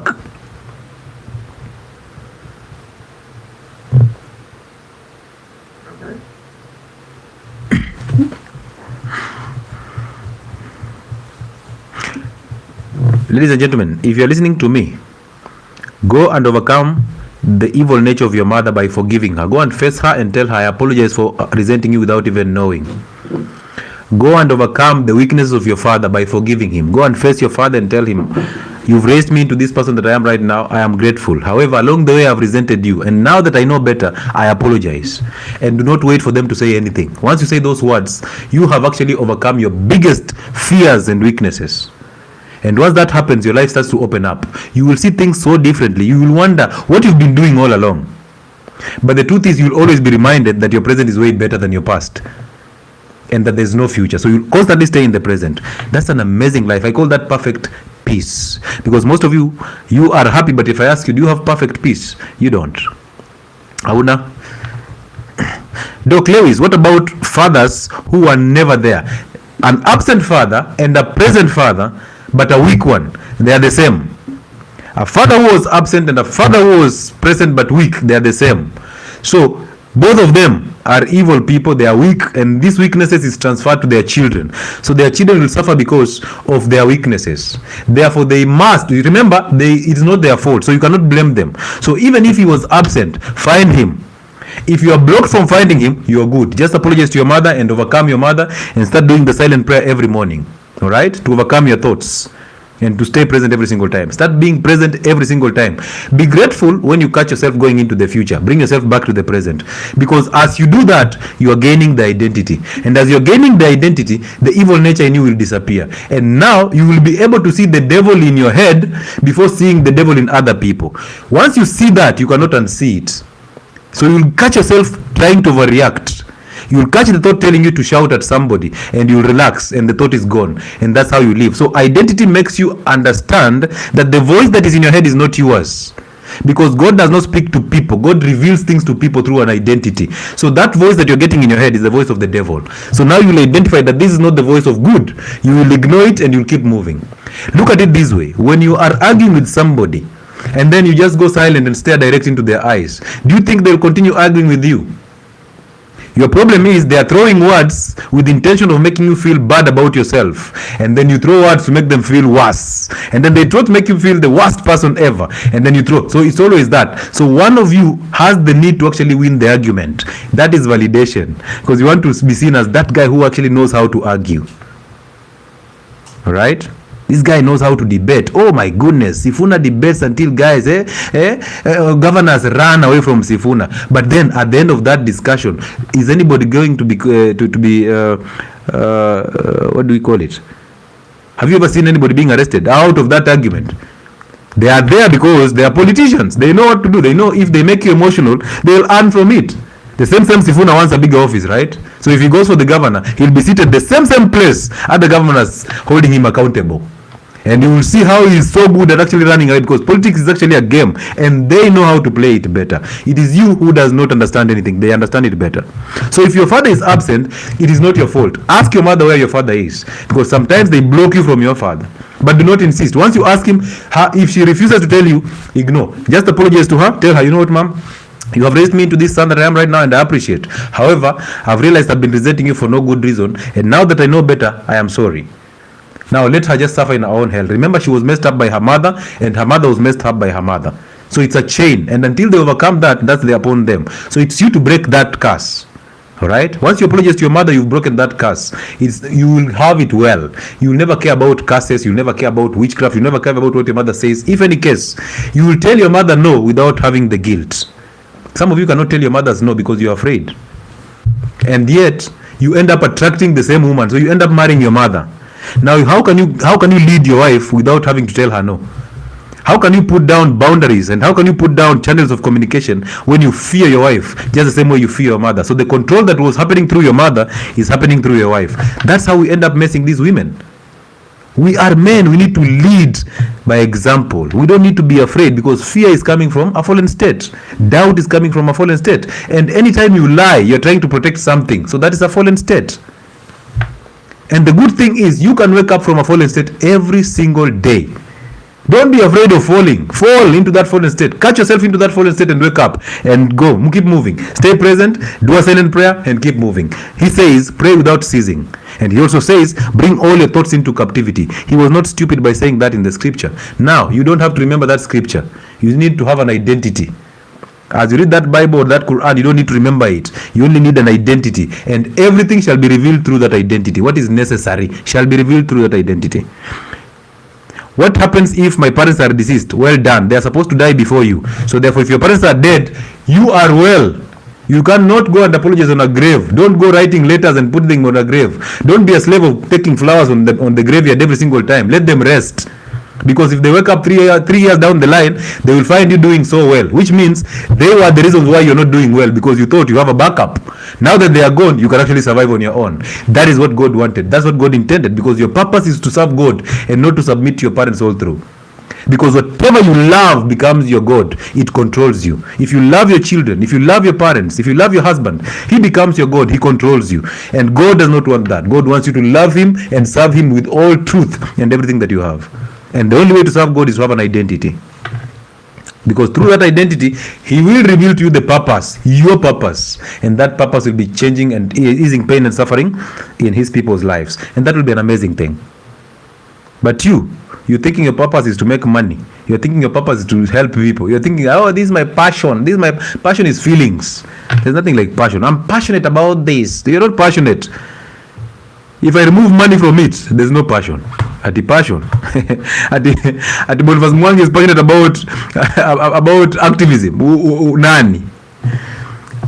Toa paycheck uone. Hakuna passion. My father is 6 feet under. It's a blessing, Mr. Adams. It's a blessing that he actually went before you, because it's always a blessing to parents to die before their children. So yes, that is, let him rest. Now focus on you. Go and apologize to your mother so that you overcome your mother's nature. Once you do that, anger, emotions, fear, doubt, self-sabotage, shyness will disappear from you. It happens naturally. You have to do it to experience it. Bro, it happens naturally. And now you will see the man in you. You will see it. And people around you will adapt it. So guess how your wife will submit without you having to push her. Your children will now have a bearing, and they will have now a foundation. And now they'll have values. Their life will open up. They will never seek validation, because they are enough from themselves, because you laid the ground for that. Those are things that relationships cannot fix. That love cannot fix. They can't. I'm sorry, network here in 3G is roaming in Pokot. Oh, no problem, sir. How do you get over the evil thoughts? 1, forgive your parents first. Go and forgive your mother, and go and forgive your father. Okay? Once you forgive them, and guys, can we get to 100,000 likes on TikTok? And we have a lot of people on YouTube, but nobody is actually liking that. We need you to like it. Why? Because we need to get to other people. Of course, if you don't like it, it'll still get to other people. That's a mistake. Whether you like it or you don't like it, it'll still get to other people. But it's only fair that if you're actually getting value from this, don't treat me as an empty plate this early. Come on, I still have some meat here. Si ukunywe supu kwanza ndio useme hicho ni chafu. Wai we nawe. Kukunywa supu is just liking the life. It's the only thing I request from you people. Thank you. Haya. So if your parents are dead, the question was, how do you get over your evil thoughts? One, remember, you did not have thoughts. Those are not even your thoughts. They were put there by somebody. If I tell you to tell me one thought in your head that is yours, there's none. Every single thought in your head was put there by somebody. Therefore, it means if you're living your life from your thoughts, you're living other people's lives. So therefore, you must overcome those people in your head. And those people, the first people to write a script in your head were your parents. So therefore, you have to go and face your father. First, start with your mother, because she remodeled you into her own image. So you became an image of your mother, a mini version of your mother. So you go and forgive her to overcome that, because the woman's nature is emotional. So therefore, anger is an emotion. Most thoughts are the ones that yield emotions. So most of the thoughts that you have in your head are coming from your mother. And this is because your father did not protect you against the emotional side of your mother. He didn't know, because he married his mother. So what do? You apologize to your mother, and then you go and face your father and apologize to your father. Once you do that, it's over. All right? Now you have an identity, because you've reconnected with the source, the biological father. Now, those of you who have stepfathers, a stepfather is not a father. So don't waste time going to apologize to a stepfather. Find a biological father and apologize to him. I know, of course, because there's a stepfather here, your mother has blocked you from the other father, because the other one will bring chaos here. She knows. But if they meet secretly, they end up sleeping together. That's the truth. And that's the fear of every man who is coming into contact with a woman who has been with another man. That's always the fear. All right? Yeah. So this is the truth. So apologize to your mother to overcome her nature. Apologize to your father to overcome his weaknesses. Now you have you. Now you see life through your own window. Now the revelations will be coming through your heart, not through your thoughts. Now you start paying attention to your thoughts. One, you stay present intentionally. Okay? Any thought that sends you into the future, catch it and ignore it. Any thought that takes you into the past to make you emotional, catch it and ignore it. So stay present every single time. I mean, if you're having this conversation, focus on this conversation. If there's a phone call, focus on the phone call. If you're working, focus on work. Every single thing should happen now. If it's not happening now, it is not happening. All right? Yes. Once you do that, now start doing the silent prayer every morning and every evening. Sit on your bed before you go to sleep and close your eyes and pay attention to what is going through your head, the thoughts. Let them come and let them go. Do not follow your thoughts and do not object or fight any thoughts. Let them just come and go. In the beginning, there will be so many thoughts coming into your head because of the chaos in your head. But as you do it consistently, start with 1 minute. As you do it consistently, you realize the chaos in your head starts going down. They start going down until the day that you close your eyes for about 3 minutes and the only thought in your head is, imagine I don't have any thought. You will know you're now winning. Keep doing it until you overcome that thought, so that by the time you're closing your eyes, the moment you open your eyes, it's like a flash. 5 minutes are gone, you did not think about anything. But do not judge yourself if you start thinking again. No problem. It is the devil who disguises himself as God. So he'll constantly try to distract you. Allow him to do what he's actually doing. But simply relax. Let the thoughts come and let them go. If you catch yourself following thoughts, use breathing to bring yourself back. Okay? So use breathing every single time to bring yourself back from following thoughts. Amazing, bro. Do that in the morning, do that in the evening. You will overcome your thoughts so nicely. You overcome thoughts of the night and you overcome thoughts of the day. All right? And you'll be a perfect being. That is what I call perfect peace. And by the way, that is heaven. Yeah, so if you're thinking of going up here, there's no, heaven is consciousness. When you wake up, you're in heaven. I think that's a better way to explain it. I don't think there's any other better way I can explain it.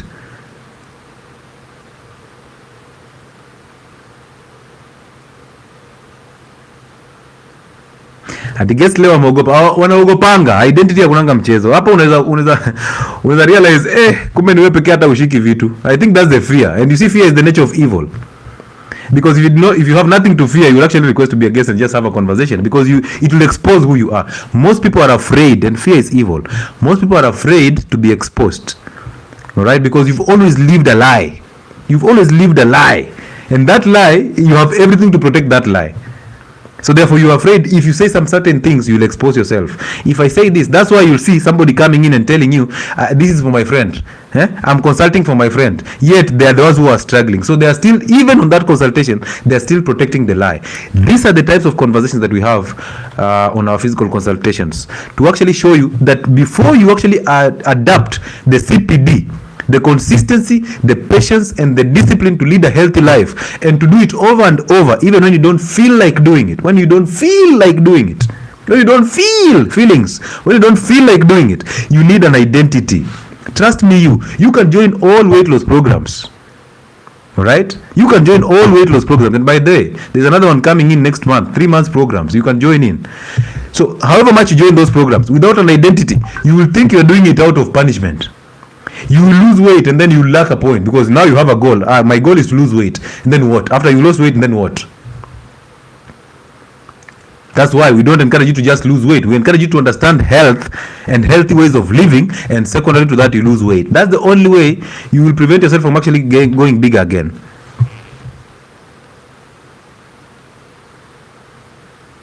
Fear is the evil nature in you.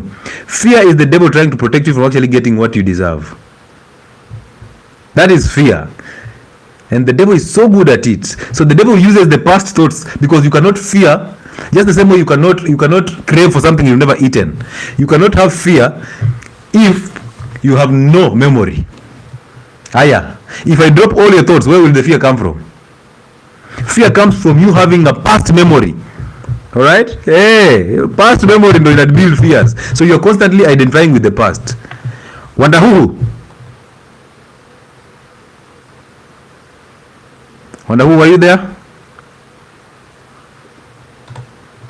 Wonder who wako Katonzweni. In Katonzweni network network ni 1G ama ni 0G ama tu ni G. Ndio rudi ji. Itakuwa mbaya. Oh, ati wao wanamsikia. Mbona mimi simsikii? Mbona mimi simsikii? Wanda huu? Yes. Ah, good. Ai, mimi sikuwa nakusikia bana. How are you? I'm fine, thank you. Yes, talk to me. Sasa, yes, nitachanganya. I was asking, yeah? Hey. By the time we are starting the marriage, yeah? It was exactly the way you said it. I started because of the age mate. Yeah? I'm running out of time. Okay. Actually, I married with 10 years old. Okay. After first courtship engagement, 5 years down, I was frustrated. Okay. So 5 years, I penalized myself. I quitted. No any other girl I engaged. Okay. So the 10 years came that way. Then they came the people from the parents as well as age mates. Okay. No, I was asking that we never set our goals. You come with what wasn't how it to be. Yeah. The basket, maybe exactly. There's a point you have highlighted. I was running from the age or the fear. Yeah. And the wife now was coming in to look for consolation. Exactly. Yeah. The mother, 2 years. Then the father was absent. Okay. So she didn't have had any time to relate with the father. Okay. Yes, that's. So I walk away. Me na sikai na family. Okay. Ngaki barua. Yes, that's who anaenda. Lakini the worst thing, eh?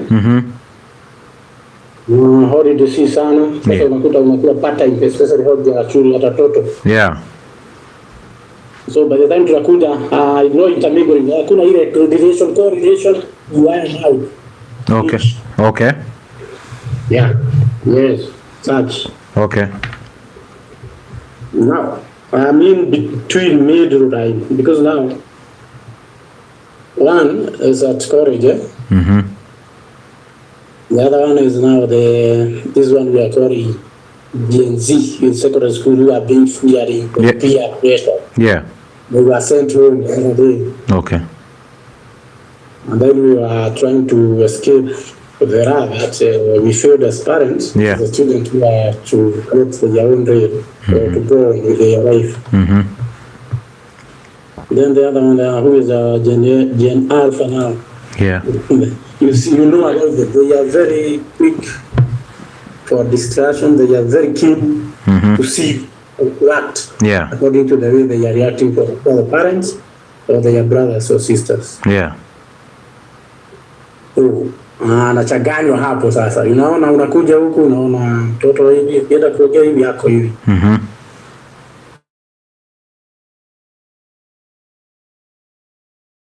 Now I'm working to succeed for them. Just the way you have said, during our times we used to run or work very far from school, from home, walking distance, bare feet, sometimes hunger. And we are trained to work. I was prepared even for college, then you look for a job, fight for a job. Yeah. No interpretation. Yeah. So what is your question to me? Now, the thing is, what I was asking, because we're very keen to talk, One, there's no we didn't set on our head certain goals to achieve. One, before starting the children or coming to bear the children. Okay. Two, we never settled where we are to settle. Then the business we set aside in case the job to support financially. Or once it fails. Okay. Yeah. That's what I'm asking now. Oh, my guidance. I'm rolling. I see I'm rolling. I'm not running away. Okay. Thank you so much for coming through, actually. It's appreciated. Now, I'll ask you this. Why do you need to set goals, though? Why do you need to set goals? No, because now I got injured one day somewhere. I have a very triggering nerves injury. as well now, the kibarua, you see, it cannot sustain you. Yeah. If you're going to quit, Yeah. you're not stable. You can't start something stable or viable to sustain you, with your family also. Yeah. I see that. But trust me, but there's no stable kibarua. There's no stable thing that you'll ever start. There's nothing stable, because you're putting yourself under pressure of trying to actually achieve a certain goal. Because the first thing that you need to know, there's nothing like goals, because your real reality is now, the present. So if you're setting goals, that is you living in the future. The future does not exist, so why would you set goals? Yeah, you don't have to set goals. You need just to exist. Now, the only thing you need to do is, what is your relationship with your father?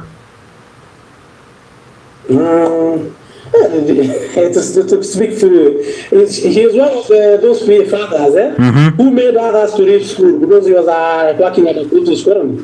Okay. You see those teachers who are making other students to run away from school. Yes. Because of toughness of discipline, even at home. Yes. Misbehave. Yeah. So we left fear. But he was battering my father too much. Okay. But so you are in fear. So did you resent your father for that? Not really. And if you didn't, possibly at this moment in time you will not worry about the future. You will simply know that your present is the most important thing. You will exist in the present. Imagine this: you have a child in college and you're paying school fees and everything is okay. You have another son, you have another child who is actually doing well. You have a family. You have literally everything. Now you're worried about things that don't exist. You're worried just because you got an injury. If you lose this job, you will end up becoming broke. But you came with nothing and you live with nothing. So your real reality is now. You have it now. But the devil in your head is trying to make you think that you don't have anything now, that you deserve better. You don't deserve anything. You deserve what you have right now.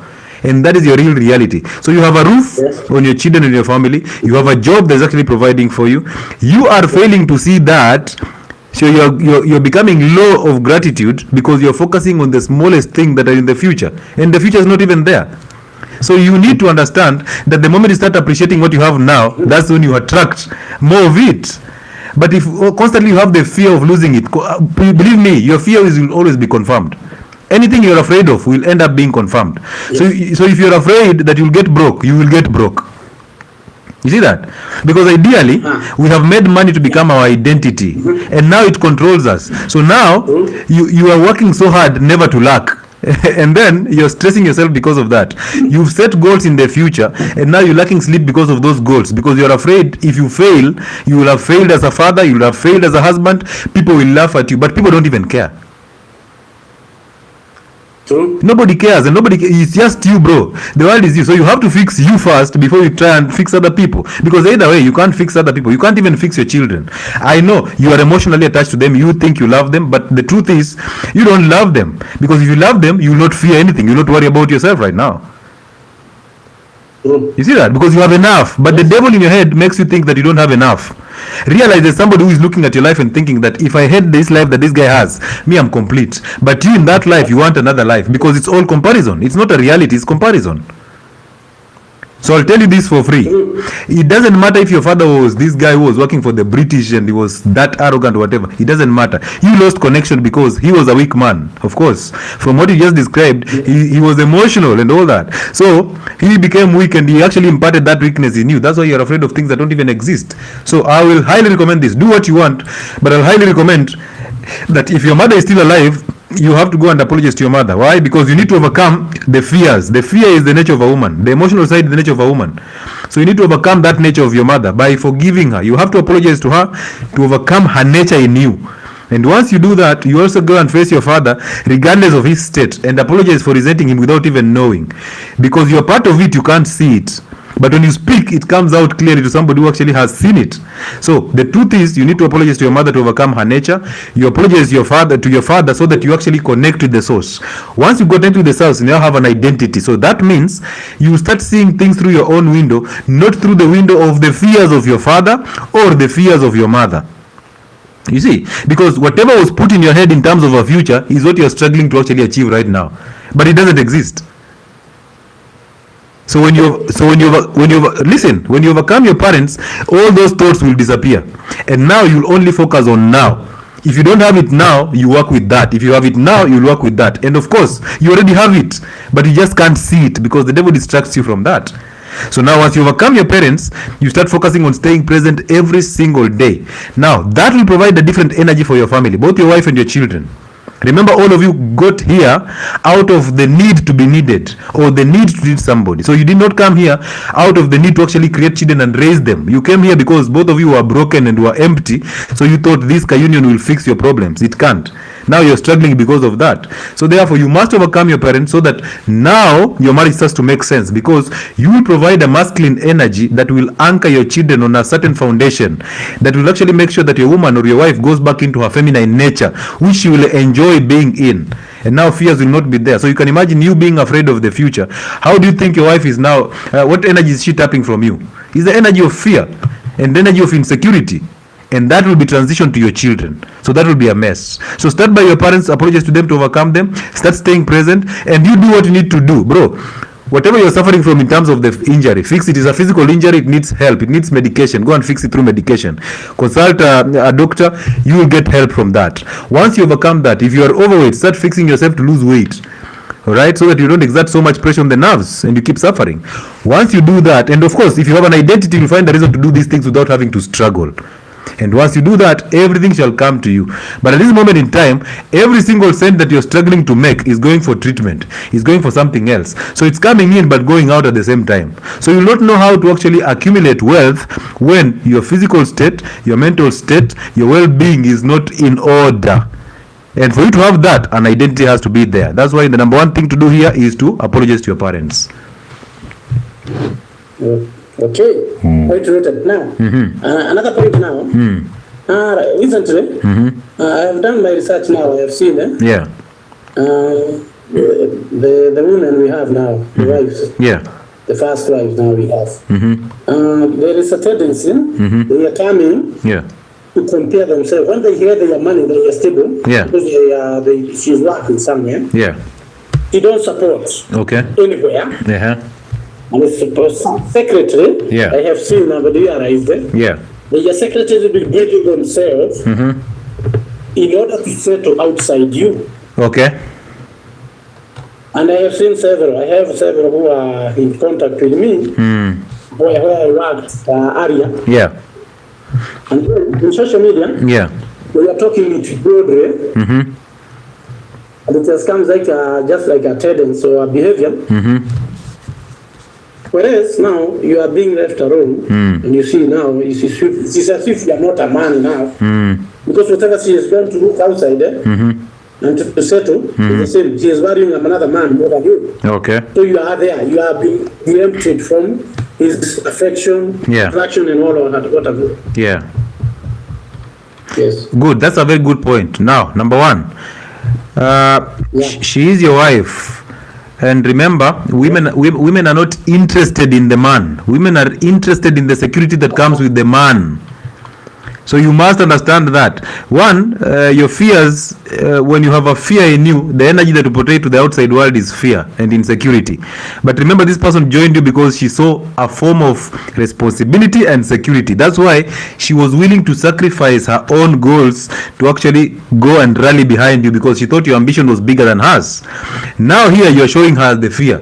You're showing her the doubts that you have, because that's the energy you're providing. She's bound to run away. Why? Because she doesn't care about you at all. She cares about the security that comes with you. So if that security disappears, you as a man, you're finished, and you're supposed to understand that. That's why I told you, if the plate becomes empty, it's considered dirty. So the more it has food, the better. It will never be called dirty as long as it has food. Once the food is done, that plate is dirty. So bro, come out of being dirty, start doing something. By the way, remember, she joined you because you provided a clear goal that, you know, this is the type of man I am. I'm aggressive. I'm this type of, I go to the gym, I fast, I eat clean. This is my lifestyle. And you had an ability to tell her no. You had an ability to lead in truth. The problem is you became insecure, you became fearful, and now you are not looking within, you're looking without. You're thinking she is the problem. But no, that is the woman's nature. That's how they are. If they lose it, if they don't have a father, They didn't have a father figure, one, and they have weak men as husbands. What happens is they develop resentment towards these husbands, and that resentment is converted into the children. So one, they start protecting the children against you and your weaknesses. They are not doing that because they hate you. They are doing that because they are just trying to protect the children against the weaknesses in you. They hate weak men, and there are a lot of weak men out here. We are so deficient of strong men that can actually lead women in truth. So when women do see that, they resent that weaknesses and they protect the children against the weaknesses. Now they remodel children into their own image. To you, in your weakness, you will think that they are turning the children against you, which is true, yes. But you see, they are turning children against your weaknesses, not you as a person, but the weaknesses in you. Now, as these children grow, they grow knowing that their father was not a provider, he was not a protector, and now they side with their mothers. That's how you end up losing the battle. That is number one. So don't look at it in terms of these women are trying to make a life independent of the man. They cannot be independent of a man. It's difficult. Remember, they came from you. So they cannot make a life out of you. The truth is, if you become weak, their role in your life is to punish your weaknesses. So you cannot blame a woman for punishing the weaknesses in you as a man. You have to appreciate that, you know what, I'm being punished because I'm weak. Therefore, I have to go back to the drawing board, find an identity, and do what is right. And through doing what is right, the women will align. They are so good at aligning and submitting and respecting a strong and bold man. Also remember, there is always a man who is doing better than you out there. Whether you like it or not, there will always be a guy who is doing better than you. Even when you were marrying her, there was a guy who was doing better than you. So that will never change. So your role is not to compete with other men. Your role is to focus on yourself to become a better version that she can submit to. So take the battle, face it, and then deal with that. Once you deal with that, because remember, she's interested in somebody who fixes solutions, who actually finds solutions to problems. So if you cannot fix a problem, she's looking at you and seeing a weakling. Okay, she's looking at you and thinking that, because most of us even marry our mothers, so she's looking there and controlling you like you are the son. So you must stand up, and standing up means you must face your parents, overcome them, get an identity. Once you do that, realize this, bro, you will provide a masculine energy and your wife will adapt to that masculine energy. But before you do that, you will think that she is the problem when that is her nature. So your role is to stabilize her nature. You see that? Yes, I see. Yeah. There's some point I missed because the network went. Yeah. You hung from my side. Okay. You're saying I have to model myself to start. Yeah. Or to outdo. Yeah. To outdo the weaknesses I have. Yes. Yes. You must work hard. You must work hard to overcome anger. You must work hard to overcome weaknesses and fears in you, so that your woman sees the strength instead of seeing the weaknesses and the fears. And you can't do that, okay, because that will be done through you. The Spirit of good shall do that through you. Okay, so it's not you who is doing it, it is the Spirit doing it through you. And for you to get that Spirit, you must reconnect with your biological father. That means you must overcome your mother and you must forgive your father. Okay, so you see, that's good. Yeah, so you see, I've taken you back to actually going to overcome your parents. Good. Yeah, that is the first step. For you to actually think right and do right, you must overcome your parents. Yes. Because everything you're doing right now, you're trying to do things that are opposite to what your father did or what your mother did. You're trying to actually outdo how your father raised you. Unfortunately, you'll end up raising your children the same way your father raised you. They will be weak, they'll have fear, they'll have doubt and all that. So you must overcome your father so that you raise your children according to the revelations that you're getting from the Spirit of good. It is true. Now, yeah. That point of you're saying, it's better we have a dirty plate rather than an empty. Mm-hmm. Now, the issue is the responsibility issues. Sometimes the salary is too low because of the school space and what have you. Life, maybe the bills. Yeah. When you come to responsibility sharing, then now that's another problem. Once we settle, we try to communicate and settle. Yeah. Okay. The chips and the willing way. Yeah. So let me ask you, between you and your wife, who is supposed to be the provider? Me. All right. As a father. All right. So which responsibility do you expect your wife to play here? Now, once, for instance, because the storage sometimes the fees is higher. Yeah. The salary may be it's low, and it's also you need to be paid at least by half. So you'd wish your wife helps you to raise children in terms of paying school fees? No, at least one to support one. No, I want to know if would you wish that your wife comes in and chips in to help you pay school fees for your children? Yes, yeah, at least better. Well, do you know if she does that, it will be another man doing it for you?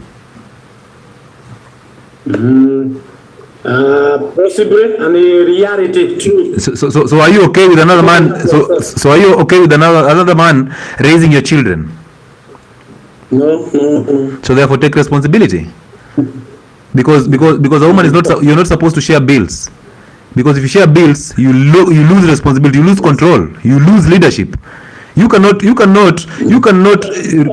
dedicate responsibility or your responsibility to your wife. It's like her telling you to actually help her to carry a pregnancy for 6 months, and then she can actually do the last 3 months and deliver. Will you? It's impossible. Exactly.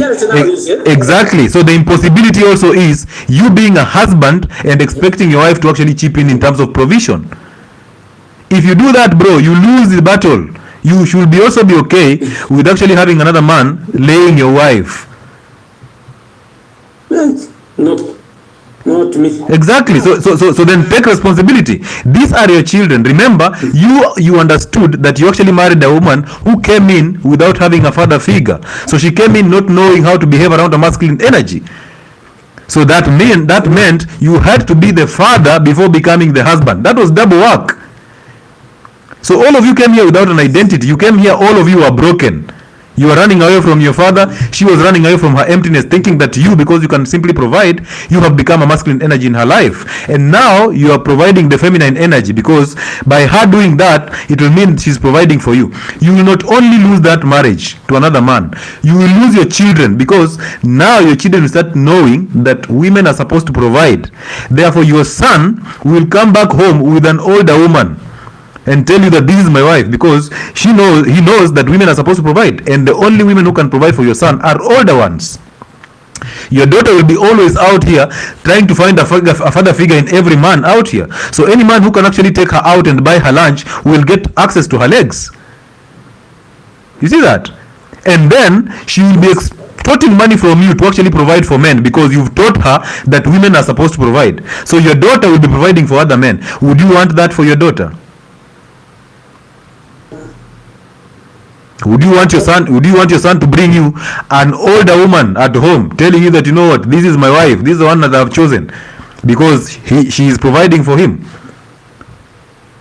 That one I would have been failed right away from the article. Exactly. So you actually right now you're writing that recipe for failure. How old are you?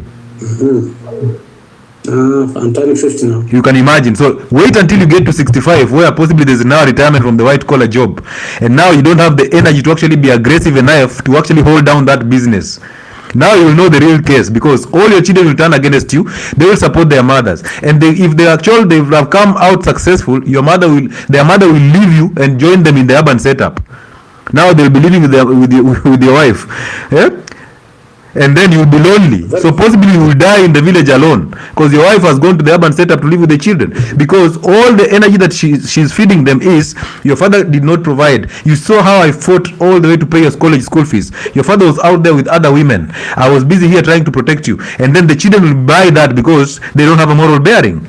So they'll buy that idea, and then as you retire going to the village, you will struggle alone there, and you will die within 3 years of retirement. And she'll enjoy her life there in the cities.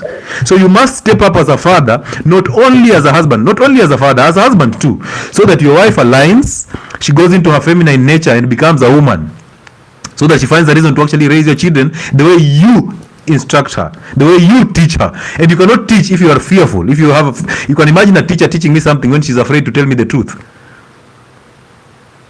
Yes. She can't. So you must be truthful, and you must be honest, and you must stand out. You must learn to say no. And the only way to do those things, bro, without a struggle, without feeling guilt, is to overcome the nature of your mother. If you have the anger in you, if you have fear, if you have doubt, if you are shy, if you are ashamed, if you have guilt, that is the nature of your mother. That's an emotional nature of your mother. And she was also messed up by her mother. So you cannot blame your mother. You simply go and overcome her, so that you don't think like her mother. So you go and face her and you tell her mother, you know what, I've realized I've been resenting you for no good reason, I apologize. That nature of your mother disappears. You go and face your father and tell him the same thing. His weaknesses disappear. Now you start experiencing real heaven. You will have no fear, you will have no doubt. You will provide a moral bearing and moral authority to your family. And everybody else will align. Bro, you will not have to struggle with generation Alpha or Gen Z. You will not struggle. You will not have to struggle with the fear of losing your wife to other men. You will not have to struggle with actually not making enough money to pay school fees, because everything is provided for you. The only problem is you are constantly in your thoughts, and your thoughts are actually becoming your guide. So you are submitting to your thoughts and they are destroying you. So it's time for you to actually overcome your thoughts, so that you allow the Spirit of good to reveal things to you on how to actually do every single thing, including business. Very quiet in order. Yeah. Now, and let me highlight and say it's quite true. I've captured everything because I have my close relative. Exactly, they've done that with men. Yeah. They divorced or separated with the women. Yeah. Most of them, they are in states. Now the children, the other day, they are quitting very, very, very crucial jobs. Yeah. Very stable and very well in the country. Yeah. Then joining the mother in US. So the father is back at home. He retired. He's struggling. He had married another wife. You see? Now the wife left.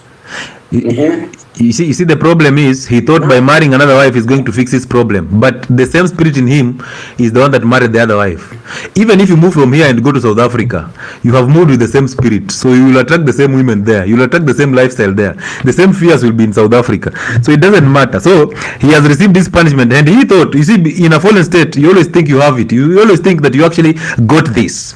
So he thinks, oh, because watoto walienda, I can now find another wife. In this age of mine, I need somebody to take care of me. You don't need anybody to take care of you. You can take care of yourself because you came in complete. But the fear of being alone, the fear, we talked about loneliness today, the fear of being alone, you're always running away from something, or even from yourself. That is the reason why you end up marrying another woman. Because trust me, bro, if you cut off the ejaculation, you don't need that woman. Because if you look keenly, you realize most women, not all, but most women, all they have to offer is sex. So without the sex, they use sex as a manipulative thing. They know that men are addicts of sex, and now they start peddling sex. All right, because men convert women into sluts, and now the women start selling the sex. They know men are addicts of sex, so they'll sell you the sex. And if you remove the sex, if you actually have won your battle over sex, bro, 80% of your problems disappear. But the problem is we are always dick driven. We are always chasing an ejaculation. That's why we'll move from one woman to another, and we think we are exercising manhood. That's not manhood. That's addiction to sex. Yeah. Yes. Okay. Like exactly now that's the last point you are saying. We are the threats. Yeah. Men who are married, especially now, right now, they are realizing that weaknesses, and especially when you are staying home, where am I? You find you are being approached, even I don't know where they fetch the numbers or they got the numbers. Yeah. A woman or girlfriend who write to you, never had any relationship. Yeah. About 30 years, 25 years, they are looking after you now. Yeah. Never see a danger. Well, as I see now, if I don't cut that whatever ejaculation I'm pursuing, you will fail. You will fail terribly, because once you let's say it's a colleague. Once you ejaculate in your colleague, bro, you've lost the battle completely. Because how will you actually tell her? How will you actually lead her? Remember, every woman around you, whether your daughter, your mother, your grandmother, your wife, your colleague, all of them are women before they became your colleague. So they react to things emotionally, right? So anytime you actually end up having sex with somebody who actually is close to you, bro, you've lost the battle, because now you can't lead in truth, because you'll have something to protect. That's why men who have sex with their maids, it becomes a challenge, because one day a maid wakes up and all she says is she starts shouting at your wife, all right? And then you're there's nothing you can do because you've already slept with your maid. So now it becomes a problem. And ole wako kama umemweka mimba, now you know who she is as a person. Because women have this thing of losing it up when they actually like somebody. They lose it up completely. They don't think about anything. They don't even care. All they know is this person. They're willing to destroy anything in their vicinity to actually be with this person.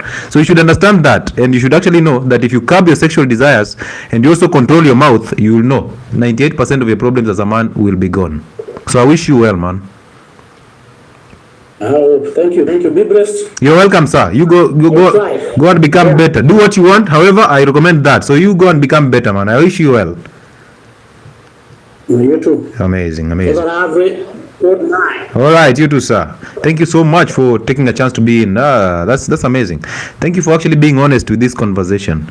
Now, men who are here, the two men who are here, I want you to know that the role of a woman in your life, apart from bearing you children, her major role there is to punish your weaknesses. Hiya, take a second and think about that. So you're thinking she loves you. If a woman loves you, you become the son, so she is your mother. So if you're hoping for love from a woman, the emptiness in you, my friend. Oh, you're the man who will say, I am married. I am married. You are married. You're a man. You're supposed to marry. Oh, I am married. Are you married? Yes. Well. Men marry. They don't get married. They marry. So now if you marry and then you're unable to actually lead the one you've married, in truth, you failed. And women know this so fast. You know, when a woman comes to your area, maybe during the weekend and she goes, you have a chance to lie to her, you have a chance to actually run away with some things here and there. But when she settles in, now you're here, the two of you are here. Until death do you part. Whoa! This person has the ability to learn, and you know they have ability to remember things. Because they are constantly living in the past and in the future. So they have ability to actually remember and connect things. Bro, she'll remind you of who you are and who you're going to be and why you're not there. And that's her role, to constantly whip the weaknesses in you. So if you're thinking she's there to actually build you, that's a problem. You're supposed to elevate a woman. So if any case, you're supposed to build her. Elevating her from a woman to being a mother, that's elevation, bro. But your problem is you're always constantly in her organs. The vagina is everything to you. You worship the vagina. And now that becomes a serious problem, because now anytime she wants a favor, she gives you the sex. The favor comes automatically because she knows, oh, wewe ukishamwaga umemwaga. Ndio hivyo. Before ulale favor itaitishwa. Ama before pewe. So now it becomes a bait. Good to go now. My mantle. Thank you. God bless you. Thank you so much, Wanda Huhu. I appreciate you, man, for having that confidence. I wish you well, man. Hi, any question before I call it a night? It's time for us to close up the show, and we see you next week on Wednesday if God gives us the grace for the physical consultations in Nairobi from Wednesday next week all the way. That's 24th all the way to the 3rd of July. If God gives us that grace.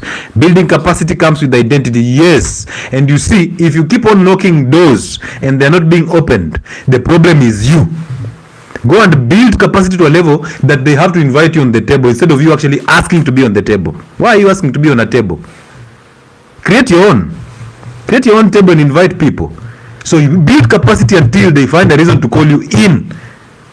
You don't beg to be in. Build that capacity every single day. You have to build it by overcoming your thoughts. You have to build it by overcoming anger. You have to build it by overcoming expectations. You have to build it by staying present every single time. And you have to wake up and go and become a man. Go build and become a man. Because women are suffering because there is a deficiency of strong men. There's a deficiency of men who can actually say no to sex. Men will buy everything for a woman for the sex. We will buy alcohol for the sex. We will buy vehicles for the sex. We will buy land for the sex. We will buy houses and rent houses for women for the sex. And we convert these women into sluts to serve the slutty nature in us. Once that slutty nature in these women dies, we throw them away. And we expect to marry people who actually have moral authority.